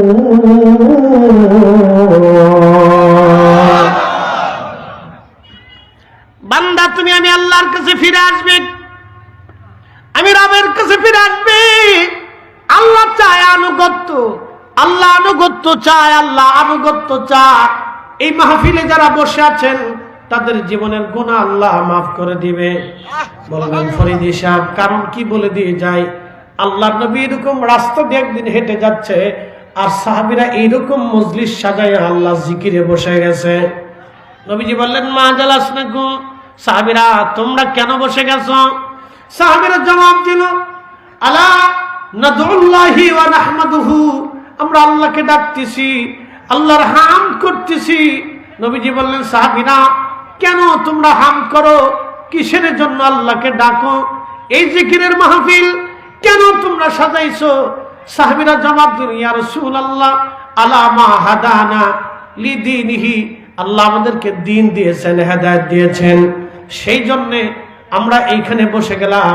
ইয়া রাসূলুল্লাহ, ওয়া মান্না আলাইনা বিকা, আপনি নবী নামক মহা নিয়ামত আল্লাহ দিয়েছেন, সেই জন্য আমরা বসে গেলাম, আপনি নবী পাইয়া মাহফিল সাজাইছি। আল্লাহ নবী বললেন, সাহাবীরা তোমরা কি শুধু এই কারণেই বইছো নাকি অন্য কোনো উদ্দেশ্য আছে? সাহাবীরা বললেন, আল্লাহর কসম করে বলি ইয়া রাসূলুল্লাহ, আমাদের আর কোনো উদ্দেশ্য নাই, শুধু এই কারণে আমরা বসছি। নবীজি জবাব দিলেন, সাহাবীরা তোমাদেরকে সন্দেহ করতেছি বিষয় এরকম না। ফাতানি জিবরিল আলাইহিস সালাতু ওয়াস সালাম, জিবরাইল আমার কাছে এসেছিল, ফাখবিরনি, আমাকে খবর দিয়ে গেছে তোমাদের এই মজলিসখানা দেখার পরে ইউবাহিমুকুমুল মালায়েকা, আমার আল্লাহ তামাম ফেরেশতাদের সামনে তোমাদের এই মাহফিলখানা দেখে আমার আল্লাহ অহংকার করতেছে। একবার জোরে বলা যাবে আল্লাহু আকবার। টেনশন, এই মাহফিল দেখলে খুশি হয় কে? একসাথে বলেন, খুশি হয় কে? বেজার হয় কে? তাহলে এই মাহফিল আমাদের বেশি বেশি করার দরকার, কথা ঠিক কিনা? রাজি আছেন নি আপনারা? বেশি বেশি বেশি বেশি করে ঘরে ঘরে বাড়িতে বাড়িতে যথাসম্ভব চেষ্টা করবেন কোরআনের খতম, নবীর দুরূদ ও সালাম, আল্লাহর জিকির এবং দোয়া ফিকিরে আল্লাহর বেহেশতের বাগান সাজাইতে। এই মজলিস দেখলে আল্লাহ খুশি হয়ে ইউবাহিমুকুমুল মালায়েকা, এ ফেরেশতারা তোমরা আমার বান্দা সৃষ্টি করতে নিষেধ করেছিলা, দেখো তাদেরকে জমিন দিছি, কাজ ফেলে দিয়ে মাহফিলে বসে গেছে, পেট দিয়েছি, ক্ষুধা রেখেই মাহফিলে বসে গেছে। আমি কাম ক্রোধ লোভ মোহ হিংসা কামনা বাসনা আশা আকাঙ্ক্ষা সব দিয়েছি, সব কিছুকে লাথি মেরে ফেলে দিয়েছে। তাদের পিছনে শয়তান লেলিয়ে আছে, শয়তান ধোঁকা দিচ্ছে, শয়তানের ধোঁকাকে লাথি মেরে ফেলে দিয়ে আমার বান্দা আমার বেহেশতের বাগানে বসে গেছে। যা আমার এই বান্দা সৃষ্টি করতে তোরা নিষেধ করেছিলি, এই ফেরেশতারা তোরা সাক্ষী থাক, আমি রব, আমি আল্লাহ, আমার ইজ্জত জালালের কসম করে বলতেছি, আমার প্রত্যেকটা বান্দা বান্দির জীবনের গুনাহকে মাফ করে দিই। আপনার কাছে বেদাত হতে পারে, কিন্তু আল্লাহর কাছে ইবাদত।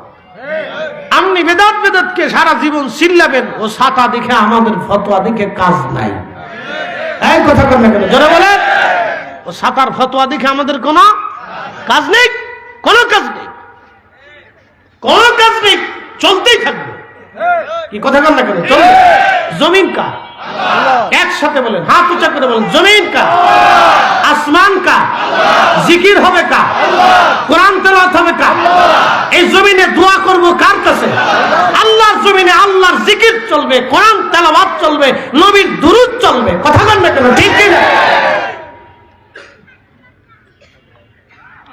আজেরে বাজেরে হতো আর কি।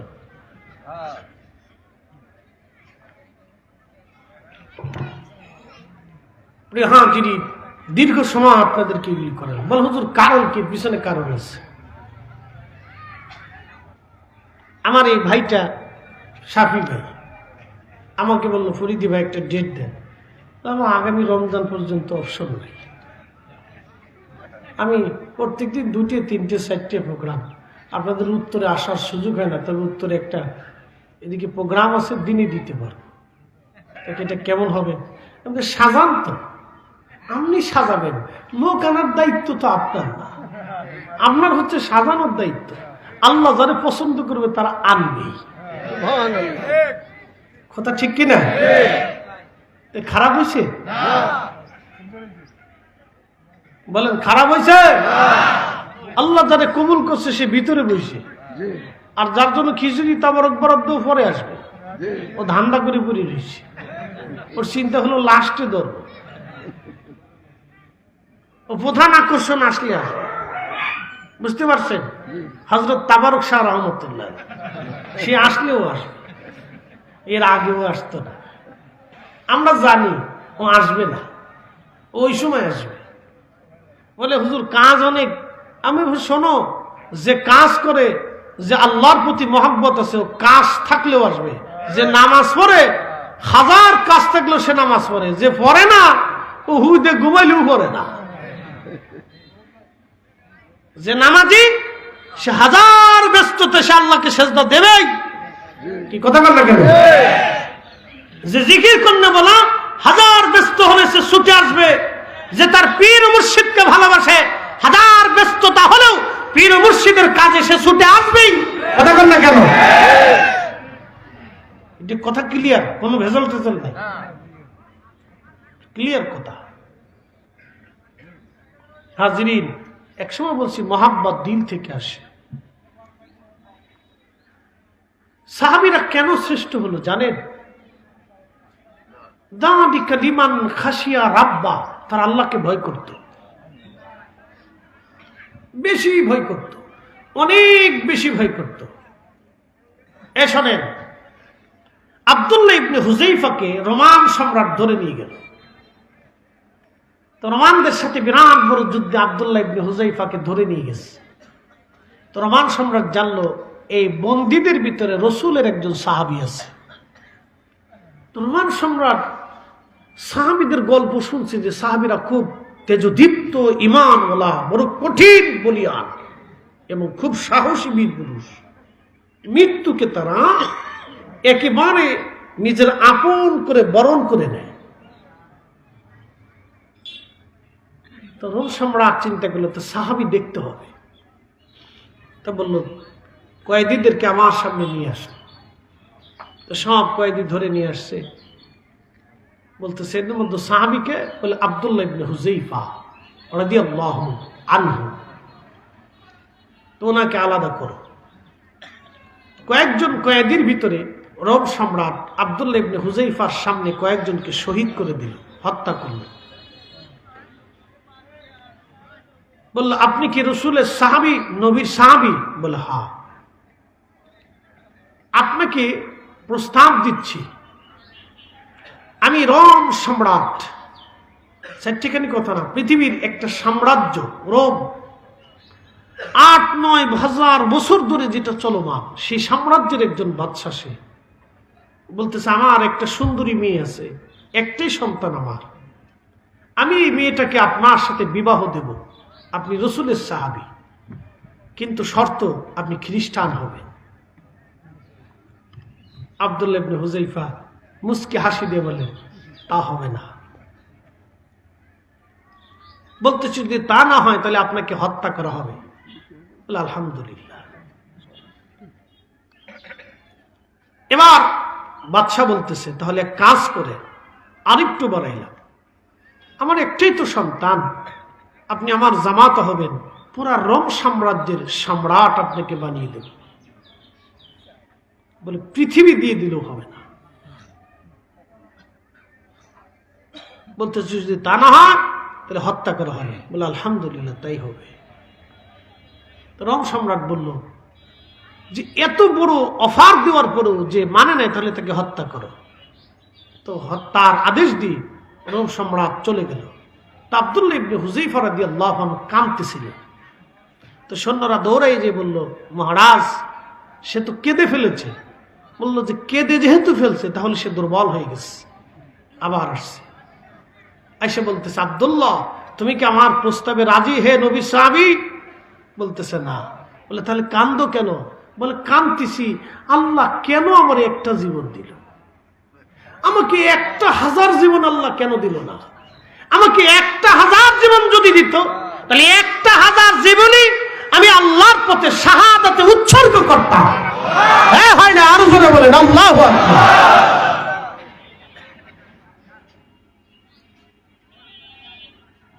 তখন রোম সম্রাট বলল, হ্যাঁ এটা সাহাবী।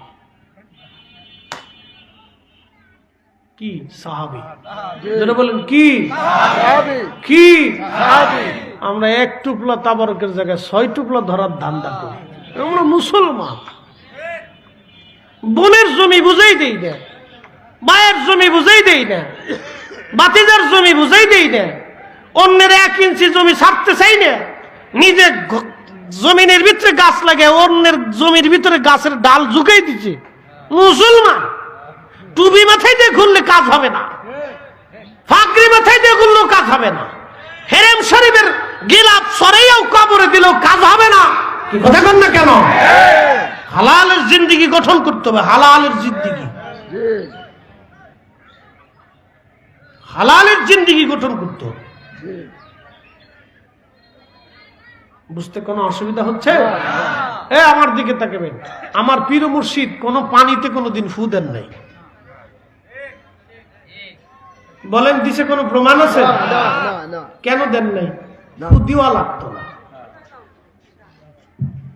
হুজুরের কাছে যা বলছে, হুজুর মেয়েটা 12 বছর, পাত্র আসে যায়, বিয়ে হয় না, বয়স 30-35 হয়ে গেছে, হুজুরের খেদমতে আসছি দয়ার জন্য।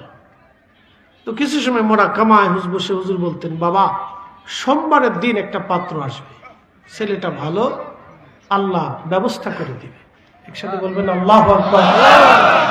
আল্লাহর কসম করে বলতেছে, আমার হুজুরের জীবন এরকম ছিল। এখানে যে চেয়ারম্যান সাহেব বসা আছেন, মুরব্বীরা আছেন, আমার চাইতে বেশি জানেন। আমি জন্মগতভাবে হুজুরের দরবারে আসা যাওয়া করি, আমার নানা জাকের ছিল, তার মানে আমার রক্ত থেকেই আসা যাওয়া। মনোযোগ দিয়ে তো হুজুর কেবল এরকম বলতেন, বাবা এরকম হবে, চলে গেছে। হুজুরের খেদমতে আসছে, হুজুর আমার এই প্রবলেমটা, একটু সামান্য কথা বলে মোরাকাবা জিম দিয়ে হুজুর বলতেন, বাবা এটা করে, আল্লাহ বরকত দিবে। একসাথে বলবেন আল্লাহু আকবার। আরিসা ঘাট, কি ঘাট এখনো আছে, আরিচা ঘাটে নদী ভাঙতে ভাঙতে ভাঙতে ভাঙতে ঘাটের কিনারা আসছে। যারা কোনোদিন ওইখান দিয়ে আসা যাওয়া করছেন তারা জানেন, ঘাটের কিনারে এখনো নদী, এখনো নদী কি ঘাটের কিনারে বেসে গেছে, ঘাট ভেঙে নিবে। রহিম খান এখনো দুনিয়াতে আছে। হুজুর কেবলার কাছে যা বলল, হুজুর ঘাট ভেঙে নিবে, বহু মানুষের ব্যবসা প্রতিষ্ঠান নষ্ট হয়ে যাবে, অনেক মানুষ দরিদ্র হয়ে যাবে। হুজুর কেবলা বললেন, বাবা ঘাট ভেঙে যাবে, এক কাজ করে আপনারা 40 রাত ওই ঘাটের পাশে বসে 40 রাত জাকেরদেরকে বলেন রহমত পালন করার জন্য। আস্তে হয়ে গেল না? একসাথে বলবেন না, না জোরে বলেন। কত রাত? 40 রাত রহমত পালন করছেন নি আপনারা? তাহাজ্জুদের সময়। কোন সময়? তাহাজ্জুদের সময়। ওখানে জিকিরে ফিকিরে ইবাদতে আল্লাহর কাছে কান্নাকাটি করতে। 40 রাত ঘাটের পাশে নদীর কিনারাতে 40 রাত একাধারে এটা পালন করতে বলে। 40 রাত করার পরে ঘাট ভাঙ্গা বন্ধ হয়ে গেল, আজও সেটা ঘাটের পাড়েই রয়ে গেল। ঠিক সঠিক। ফরিদি সাহেব বললে হবে না, ফরিদি সাহেব বললে হবে না। কথা বল না কেন? আমি বললে হবে না, তুমি বললে হলো কেন? বেশক উনি আল্লাহর ওলি। কথা বল না কেন? জোরে বলেন। ওনার কাজে ভুল নাই, আমাদের কাজে ভুল আছে। ওনার কাজে ভুল আছে? কাতার সোজা করে দাঁড়ান, খেয়াল আপন কালবে ডুবান, ভুল আছে? আপনি যদি কাতার না সোজা করে মান কেছে ভাই বিড়ি টানেন, তো ওনার তো দোষ না। কি কথা খারাপ কিছু ভাই? উনি জিকিরে বসে দিয়েছেন, মুরাকাবায় বসেন, তা আপনি মুরাকাবা না করে আপনি ওই আরটিসির মোড়ে যায় ঘুরতেছেন আর ভাবতেছেন বিরাট বড় নেকির কাজ করে দিচ্ছে না, ওনার তো দোষ না। ওনার কাজ তো ঠিক আছে, কোন তরিকা কোরআন সুন্নাহর বাহিরে না। আমরা নিজেরা কোরআন সুন্নাহর বাইরে চলে গেছি। কি কথা বল না কেন? আমরা নিজেরা কোরআন সুন্নাহর বাইরে চলে গেছি। ওনার কোন কাজ কোরআন সুন্নাহর বাইরে নাই, দেখাইতে পারবেন না, কোন কাজ দেখাইতে পারবেন না। আমরা বাইরে গেছি, তা আমাদের কারণে ওনার দোষ হইতেছে, ওনার ভুল ধরতেছে মানুষ, ওনার সমালোচনা করতেছে। না না, এটা হবে না। ছেলে অন্যায় করলে বাপের দোষ হয় না, বাপে অন্যায় করলে ছেলে দোষ হয় না। আল্লাহর আদালতে যে অন্যায় করবে সে দোষী হবে। উম্মতের দোষের কারণে নবী দোষী হয় না। ভালো করে শুনে রাখবেন, ছাত্র দোষ করলে টিচারকে শাস্তি দেওয়া হয় না, ছাত্র অপরাধ করলে শিক্ষা প্রতিষ্ঠানকে শাস্তি দেওয়া হয় না। ছাত্র অপরাধ করলে ছাত্রের দোষ হবে, যে গুনাহ করবে তার গুনার শাস্তি তাকে বহন করতে হবে।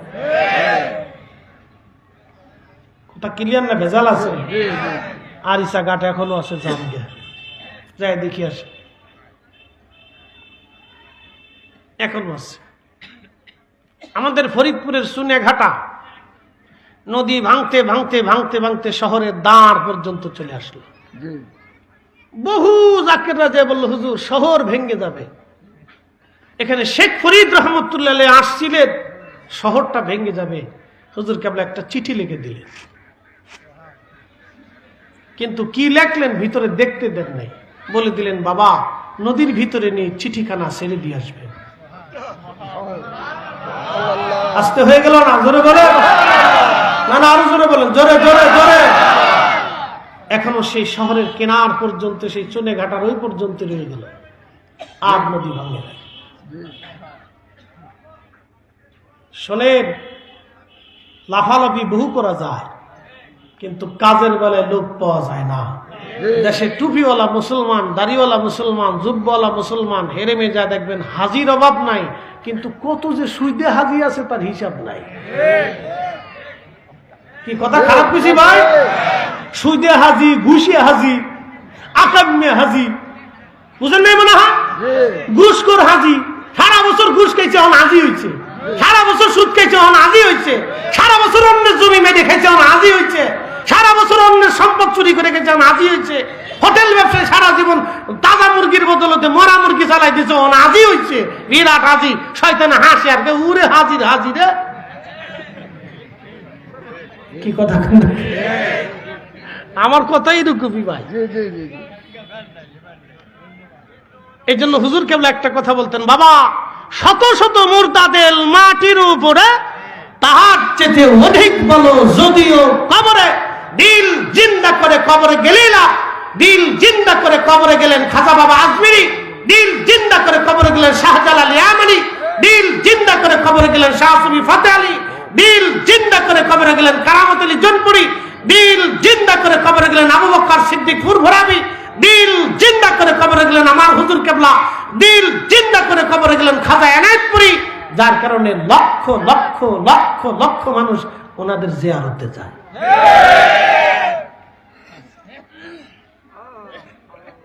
আপনি বাঁচবেন না, আরো 10 জনকে আল্লাহ সেট করে দিবেন। আমরা ওনাদেরকে ভালোবাসি না, আল্লাহ আমাদেরকে দিয়ে ভালোবাসায়। আপনি না বাসলেও আল্লাহ আরো 10 জনকে নিয়োগ করে দিবে, তোমরা বাসো। সৃষ্টিকে আল্লাহ ওনাদের দিকে ঘুরাইয়ে দেয়, ঘুরাইয়ে দেয়। একসাথে বলবেন আল্লাহ আল্লাহ।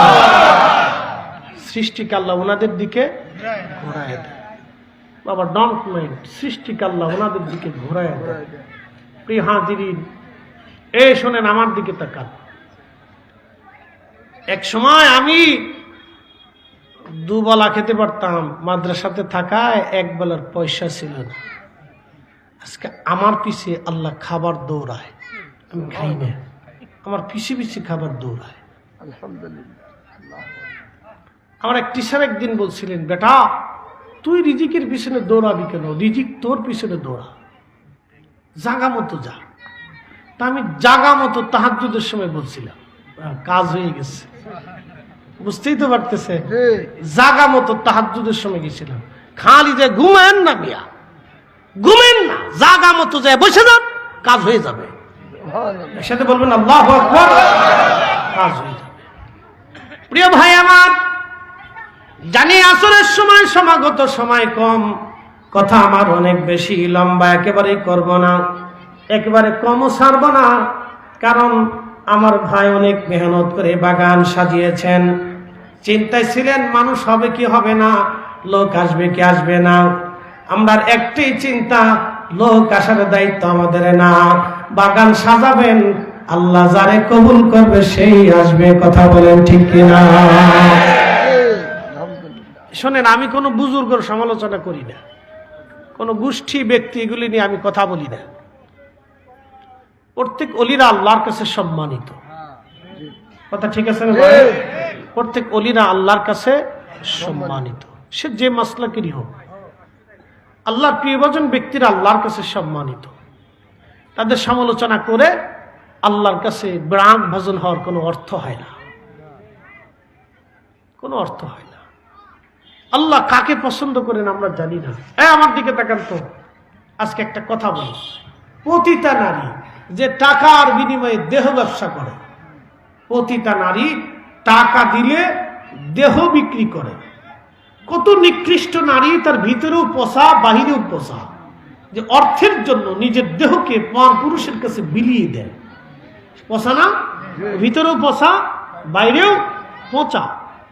এই পতিতা নারী কুত্তারে পানি পান করাইলো। সহিহ বুখারীতে আসছে, নবী বললেন এই কুকুরকে পানি পান করানোর জন্য আল্লাহ তার জীবনের সব পতিতার গুনাহ, জেনার গুনাহ আল্লাহ মিট করে দিয়ে নাপাক ব্যক্তিটাকে পাক বানিয়ে আল্লাহ জান্নাতে পাঠাই দিল। জোরে জোরে জোরে, না না আরো জোরে, আরো জোরে বুঝাইতেছি। কুত্তারে পানি পান করাইয়া যদি পতিতা বেহেশত যায়, তাহলে আমি মিলাদ পড়াইয়া বান্দারে তাবারক খাওয়াইলে বেদাত হয়ে যায় নাকি? হ্যাঁ, বিরাট অপরাধ করে ফেলছি। সিন্নির লোভ আর জিলাফির আশেক না, তুমি বিরাট বড় বুজুর্গ। কি কথা কর না কেন? উনি বিরাট বুজুর্গ, বুজুর্গ আলাইহিস সালাম। পতিতা নারীরে আল্লাহ বেহেশত দিয়ে দিল কুত্তারে পানি পান করার জন্য। সহিহ বুখারীতে দিয়েছে, কুত্তারে পানি পান করে যদি পতিতা নারী জান্নাতে যায়, তা আমি আল্লাহর মেহমান দাওয়াত করছি আমার বাড়িতে। আজকে আপনাদেরকে শফিক ভাই দাওয়াত করছেন যে আমাদের বাড়িতে, আমার বাড়িতে মাহফিল ফরিদ হিসাব আসবে, আপনাদের দাওয়াত।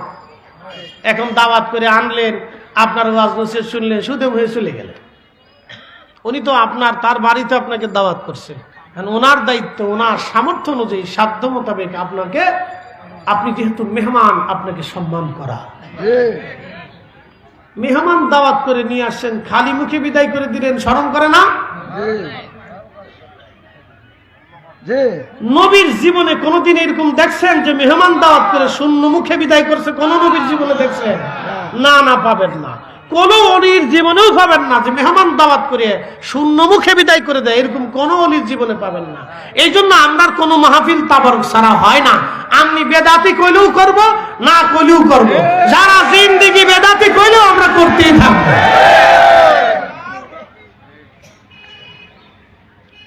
আমি কি কাউরে গালি টালি দিছি? রাগ করে বলছি? আমি আমার যুক্তি সম্পন্ন আত্মপক্ষ সমর্থন করার অধিকার তো আমার আছে ভাই, ঠিক আছে না? তাহলে আমরা ভুলের মধ্যে নাই, কথা কন না কেন? ঠিক কিনা? আমরা ভুলের মধ্যে সঠিক আছে। প্রিয় উপস্থিতি, আমার আলোচনার ইতি শেষ পর্যায়ে আসরের নামাজের সময় ঘনায় দোয়া করব। আমি সবাইকে নিয়ে দোয়া করব। আজ আহা, মা কবরে চলে গেল, বাবা কবরে চলে গেল, আর কোনদিন তারা ফিরে আসে নাই। দিলটা নরম করে দেন। আল্লাহ কোরআনে আমাদেরকে একটা দোয়া শিখাইলেন, আমার সাথে বলেন, রাব্বিরহামহুমা কামা রাব্বায়ানি সগীরা। আবার বলেন, রাব্বিরহামহুমা কামা রাব্বায়ানি সগীরা। ওগো মা, তুমি এ ধরনের শ্রেষ্ঠ নিয়ামত, তোমারই পদ তলে রয়েছে জান্নাত, তোমারই পদ তলে রয়েছে জান্নাত। গো মা, তুমি এ ধরনের শ্রেষ্ঠ নিয়ামত, তোমারই পদ তলে রয়েছে জান্নাত। ওই মা কবরে চলে গেল, বাবা কবরে চলে গেল, আব্বা তো আজ দুনিয়ায় নাই, আম্মা কবরে চলে গেল। হাজিরিন, আল্লাহ জানাইলেন, বান্দারে তুমি তোমার মায়ের সাথে খুব নরম নরম ব্যবহার করবা। ইম্মা ইয়াবলুগান্না ইনদাকাল কিবার, যখন তোমার বাবা মা বৃদ্ধ হবে, বুড়া হয়ে যাবে, নুব্জ হবে, চোখের আলো কমে যাবে, শরীরের ধাস কমে যাবে, হাতের শক্তি কমে যাবে, দুই পায়ের জায়গায় আর একটা পা দাঁড়িয়ে যাবে। লাঠি হাতে নিবি, এ বান্দা এমন কোন ব্যবহার তুমি তোমার ওই মার সাথে বাবার সাথে করো না যেই কারণে তোমার বাবা মা উহু শব্দটা পর্যন্ত করে বসে। ওয়াখফিজ লাহুমা জানাহাজ যুল্লি মিনার রাহমা, তুমি তোমার দয়াকে, মায়াকে, ভালোবাসাটাকে তোমার মায়ের জন্য চাদরের মতো বিছায়া দিবে। কারণ তুমি এইভাবে তোমার মার জন্য দোয়া করবে, হে রব আমার আব্বা আম্মারে জান্নাতের মধ্যে ওইভাবে লালন পালন করেন যেইভাবে আমার বাবা মা ছোট্টকালে আমাকে লালন পালন করেছিল। একটু মনোযোগ দিবেন, ছোট্টকালে মা আপনাকে লালন পালন করেছিল, দুলিয়ে দুলিয়ে মা ঘুম পাড়িয়েছিল, আপনাকে পেশাব করে দিয়েছেন, একবার না দুইবার না, রাতে 10 বার মার কোলের মধ্যে পেশাব ছেড়ে দিয়েছে। মা লাঠি মেরে ফেলে দেয় নাই, 10টা বার মা পেশাব পরিষ্কার করে আপনাকে বুকের মধ্যে জড়ায় ধরে আবার চুমো লাগাইছে। রাব্বায়ানি সগীরা, রাব্বায়ানি সগীরা, ছোট্টকালে তোমার মা তোমাকে যেভাবে লালন পালন করেছে, আমার মালিক আমার আল্লাহ আমাদের বাবা মাকে ওইভাবেই তুমি জান্নাতের মধ্যে লালন পালন করো। আপনি ছোট্টকালে মা কোলের মধ্যে পায়খানা করে দিয়েছেন, মা লাঠি মেরে ফেলে দেয় নাই, সবার নাকের মধ্যে কাপড় চলে গেল, মার নাকের মধ্যে কাপড় যায় নাই। আপনার পায়খানাগুলি পরিষ্কার করে মা আপনাকে জড়িয়ে ধরে চুমা লাগাই আবার আদর করেছে। হা রব্বায়ানি সগীরা, রব্বায়ানি সগীরা। আল্লাহর নবী একদিন বসে আছেন, সাহাবায়ে কেরাম নে মুস্তাদরাক হাকিম লিসহিহাইনের ভিতরে ইমাম হাকিম হাদিস কেনা লাগেন। নবীজি বসা, ঠিক এমন করে একজন বৃদ্ধা নারী লাঠির উপরে ভর দিয়ে ধীরে ধীরে আসতে লাগলো। আল্লাহ নবী হঠাৎ করে দাঁড়িয়ে গেলেন, সাহাবীরা দাঁড়িয়ে গেলেন। বৃদ্ধা নারী নবীর কাছে আসে, আল্লাহ নবী গায়ের চাদর মোবারকখানা আস্তে করে মাটির মধ্যে বিছায় দিলেন। এ যুবক তুমি শুনে যাও। গায়ের চাদর নবীজি মাটির উপরে বিছায় দিলেন। আল্লাহ নবী দাঁড়ানো, বৃদ্ধা নারী লাঠির উপরে ভর দিয়ে দিয়ে হেঁটে হেঁটে ওই চাদরের উপরে এসে বসে গেল। নবীজি বসে গেল, বুড়া মহিলা কি যেন বলে। নবীজি বিনয়ে বিনয়ে বিনয়ে বিনয়ে নরম সুরে মাথা নুয়ে নুয়ে বিনয়ে বিনয়ে আমার নবী তার সাথে কথা বলতে লাগলেন। বুঝতে পারতেছেন যিনি সুপ্রিম পাওয়ার, হাতের ইশারায় চাপ দ্বিখণ্ডিত হয়ে যায়। পাথর নবীকে সালাম দেয়, পাহাড় নবীকে সালাম দেয়। যাকে ভালোবাসলে আল্লাহ ভালোবাসা হয়, যাকে তাজিম করলে আল্লাহ তাজিম হয়, যার পক্ষ নিলে আল্লাহর পক্ষ হয়, যার জন্য জীবন দিলে আল্লাহর জন্য জীবন দেওয়া হয়, যার গুণগান করলে আল্লাহর গুণগান করা হয়। সেই নবী নিজের গায়ের চাদর বিছাই দিলেন আর মহিলা চাদর উপরে বসে গেলেন। আল্লাহর নবী কি যেন বলতে লাগলেন। নবীজি বিনয়ে বিনয়ে ওই বৃদ্ধা নারীর কথা শুনতে লাগলেন। কথা শোনার পরে নবীজি দাঁড়ায়, মহিলা দাঁড়ায় গেলেন, আল্লাহর নবীজি দাঁড়ায় গেলেন। যত সময় মহিলাকে দেখা যাইতেছিল, আমার নবী তার পথের দিকে তাকায় ছিলেন। সাহাবীরা বলেন, হুজুর এই ভাগ্যবতী নারীকে যা আপনার চাদরের উপরে আজ তার আসন হয়ে গেল। রাসূল তার নিজের গায়ের চাদর বিছায় দিলেন। হুজুর এই ভাগ্যবতী নারীটাকে আল্লাহর নবী ডাক দিয়ে বলেন, সাহাবীরা রে, এই ভাগ্যবতী নারী অন্য কেউ না, ছোট্টকালে যে আমার পেশাব পায়খানা পরিষ্কার করে দিয়ে, আমার মুখের মধ্যে খাবার দিয়ে, মায়ের ভালোবাসা দিয়ে আমাকে বড় করে তুলেছিলে। যে আমি মায়ের আদর পাইনি বেশি দিন, মায়ের আদর দিয়ে কলিজার ভিতরে ভরে রেখে, বিছানা গরম রেখে আমাকে স্তনের দুগ্ধ পান করে মায়ের পরিপূর্ণ ভালোবাসা দিয়ে, আদরে ভালোবাসা দিয়ে আমাকে বড় করে তুলেছিলেন। তিনি সেই মা আমার হালিমাতুস সাদিয়া। আমি আমার গায়ের চাদর বিছিয়ে দিয়ে বসতে দিচ্ছি, মায়ের হক আদায় করছি। সাহাবীরা যত সামান্যই আদায় করেছি, আমি তার প্রয়োজনগুলি পুরা করে দিয়েছি। আমি বিনয়ে বিনয়ে কথা বলেছি, কারণ তিনি আমার মা। মা মা মা একবার জোরে বলা যাবে আল্লাহু আকবার। যুবক রে, তুমি তোমার মায়ের জন্য কোনোদিন বিছানা পেতে দাও নাই, বিছানার কাপড় কোনোদিন ধুয়ে দাও নাই, মায়ের কাপড় কোনোদিন তুমি ধুয়ে দাও নাই, মায়ের রান্না কোনোদিন তুমি করে দাও নাই, মাকে কোনোদিন খাওয়ায়া দাও নাই, মায়ের লাঠি হতে পারো নাই। অথচ 20 বছর ধরে তোমার কাপড় মা ধুয়েছে, তোমার মা পেশাব পায়খানাগুলি পরিষ্কার করেছে, 40টা বছর ধরে তোমাকে রান্না করে খাওয়াইছে। তুমি ভাবছো 500 টাকার ওষুধ কিনে দি, 2 দিন ডাক্তার দেখাইয়া 3 বেলা ভাত খাওয়াইয়া মায়ের হক আদায় করবা? না না না, তুমি হক আদায় করতে পারো নাই। সাহাবী বললেন, হুজুর মা মরে গেছে, মা কি এখনো, বাবা কি এখনো হক পায়নি?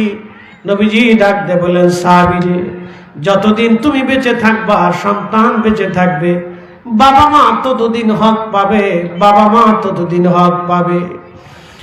বলে হুজুর হক কি? বলে 1 নাম্বার অধিক পরিমাণে বাবা মার জন্য দোয়া করা, দোয়া করা, দোয়া।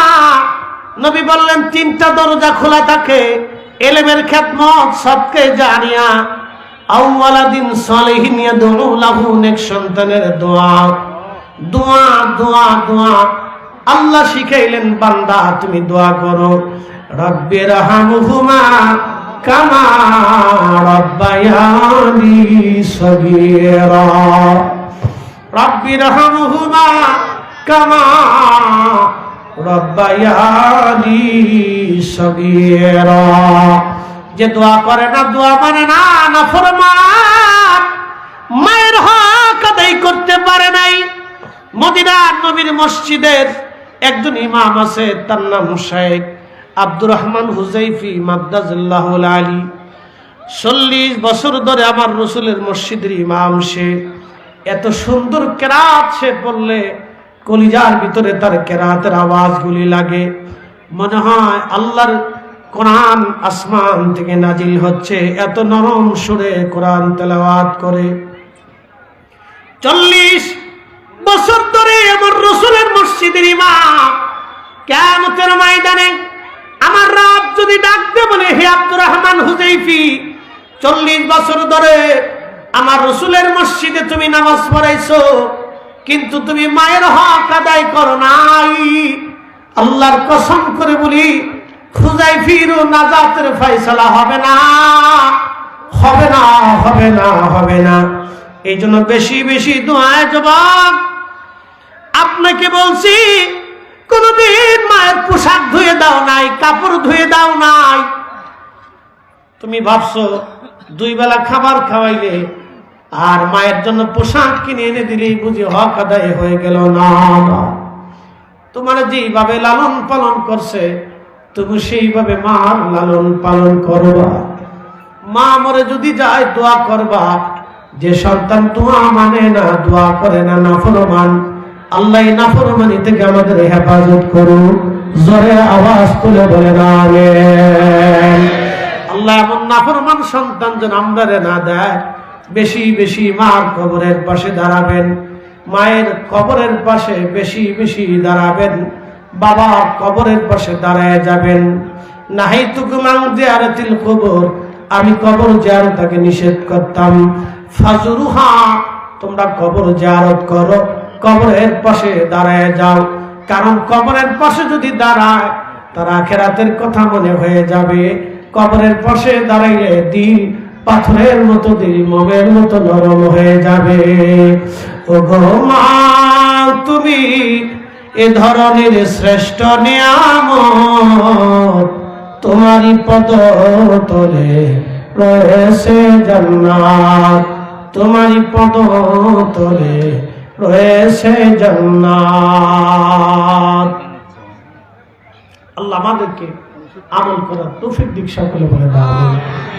কিছু ভাইদের একটা ভুল তথ্য আছে। ভুল তথ্যটা হলো, তারা বলে থাকেন বাবা মা খেদমত করলেই চলে, পীরের কাছে বায়াত লাগে না। এই কথাটা ঠিক না। বাবা মার খেদমত করা ফরজ। একসাথে বলবেন না মারহাবা? আমাদের এখানেও আজান হবে, অতএব আজান হবে, অসুবিধা নেই, এখানেও নামাজ হবে। বাবা মার খেদমত করা কি জোরে বলে, একসাথে বলে। আর আউলিয়া কেরামগণের কাছে বায়াত নেওয়া, কোন কোন ফকি বলছেন ওয়াজিব, ফরজ, সুন্নতে মুআক্কাদাও বলছেন। তো অতএব দুইটা বিষয় আলাদা আলাদা ফাংশন, সেকশন আলাদা। দুই সেকশনটাকে একটার ভিতরে জড়িয়ে ফেলবেন না। বাবা মারটা তো করতেই হবে, এটা ফরজ, এটা ফরজে আইন, আপনাকে করতেই হবে। না করলে কিয়ামতের ময়দানে আপনি মাহরুম হবেন। আর আউলিয়া কেরামের সোহবত, এটা আল্লাহ কোরআনে বলছেন ওয়াকুনু মা'আস সাদিকিন, তুমি তাদের সোহবতে যাও, তাদের মজলিসে বসো, তাদের খেদমত করো, তাদের কথা শোনো। কোন সাহাবী রসুলের দর্শ ছাড়া সাহাবী হতে পারে নাই, কোন অলি অলির দর্শ ছাড়া অলি হতে পারে নাই, কোন ডাক্তার ডাক্তারের দর্শ ছাড়া ডাক্তার হতে পারে নাই, কোন আলেম উস্তাদের দর্শ ছাড়া আলেম হতে পারে নাই। বক্তব্য শিখবেন, আমাদের সোহবতে আসতে হবে, বসতে হবে, আমাদের সাথে ঘুরতে ঘুরতে শুনতে শুনতে শুনতে শুনতে আপনি বক্তা হয়ে যাবেন। ঠিক আছে? দর্শ ছাড়া, সোহবত ছাড়া কেউ জ্ঞানী হতে পারে না। পৃথিবীতে দেখবেন যত বড় দীক্ষা শিক্ষা আছে, সোহবত লাগে। ডাক্তারি বিদ্যা সোহবত লাগে। হোমিওপ্যাথিক ডাক্তার হবেন, পড়ে পাস করলে হবে না, আপনাকে ডাক্তারের স্বর্ণাপন্ন হয়ে বসে থেকে প্র্যাকটিক্যাল শিক্ষা নিতে হবে। এখানে অ্যাডভোকেট সাহেব বসে আছেন, অ্যাডভোকেটগিরি করতে হলে একজন অ্যাডভোকেটের অনুকূলে থাকে আপনাকে প্র্যাকটিস করতে হবে। কি কথা বলেন না? তো সব বিদ্যায় উস্তাদ লাগে, খালি পীরের কাছে গেলে মানে বেদাত হয়ে যায়। আমি বুঝলাম না কিছু ভাই, এটা কোন ধরনের কায়দা বায়দা? এ মনে হয়, আমার মনে হয় কিছু অসুস্থতা আছে, নাকি বলেন? আপনি অঙ্ক শেখার জন্য কোনোদিন পাওয়ার টিলারের মেকানিকের কাছে গেলেন না, আপনি ইংরেজি শেখার জন্য কোনোদিন হুজুরের কাছে আসলেন না, আপনি কোরআন শরীফ শেখার জন্য কোনোদিন হিন্দুর কাছে গেলেন না, তো কোরআন শেখার জন্য উস্তাদের কাছে গেলেন। তো প্রত্যেক বিদ্যার জন্য এক একজন বিদ্যা নাওয়ালা, ওই বিদ্যায় পারদর্শী ব্যক্তির কাছে আপনি গেলেন। আর আউলিয়া কেরামের সোহবতে বায়াত নিতে গেলেই খালি বেদাত বেদাত করে ছিলেন। আমি বুঝলাম না এটা। এই জায়গা গেলে আপনার শরীরে ঠাড়া পড়ে কে, শরীরে চুলকানি আসে কে, আমি জানি না। আল্লাহ আমাদেরকে বুঝার তৌফিক দিন সকলে বলে না। এগুলি আসলে এক ধরনের অসুস্থতা। আল্লাহ এই অসুস্থতা থেকে আমাদের মুসলিম উম্মতকে বের করে আনুন, সকলে বলে না।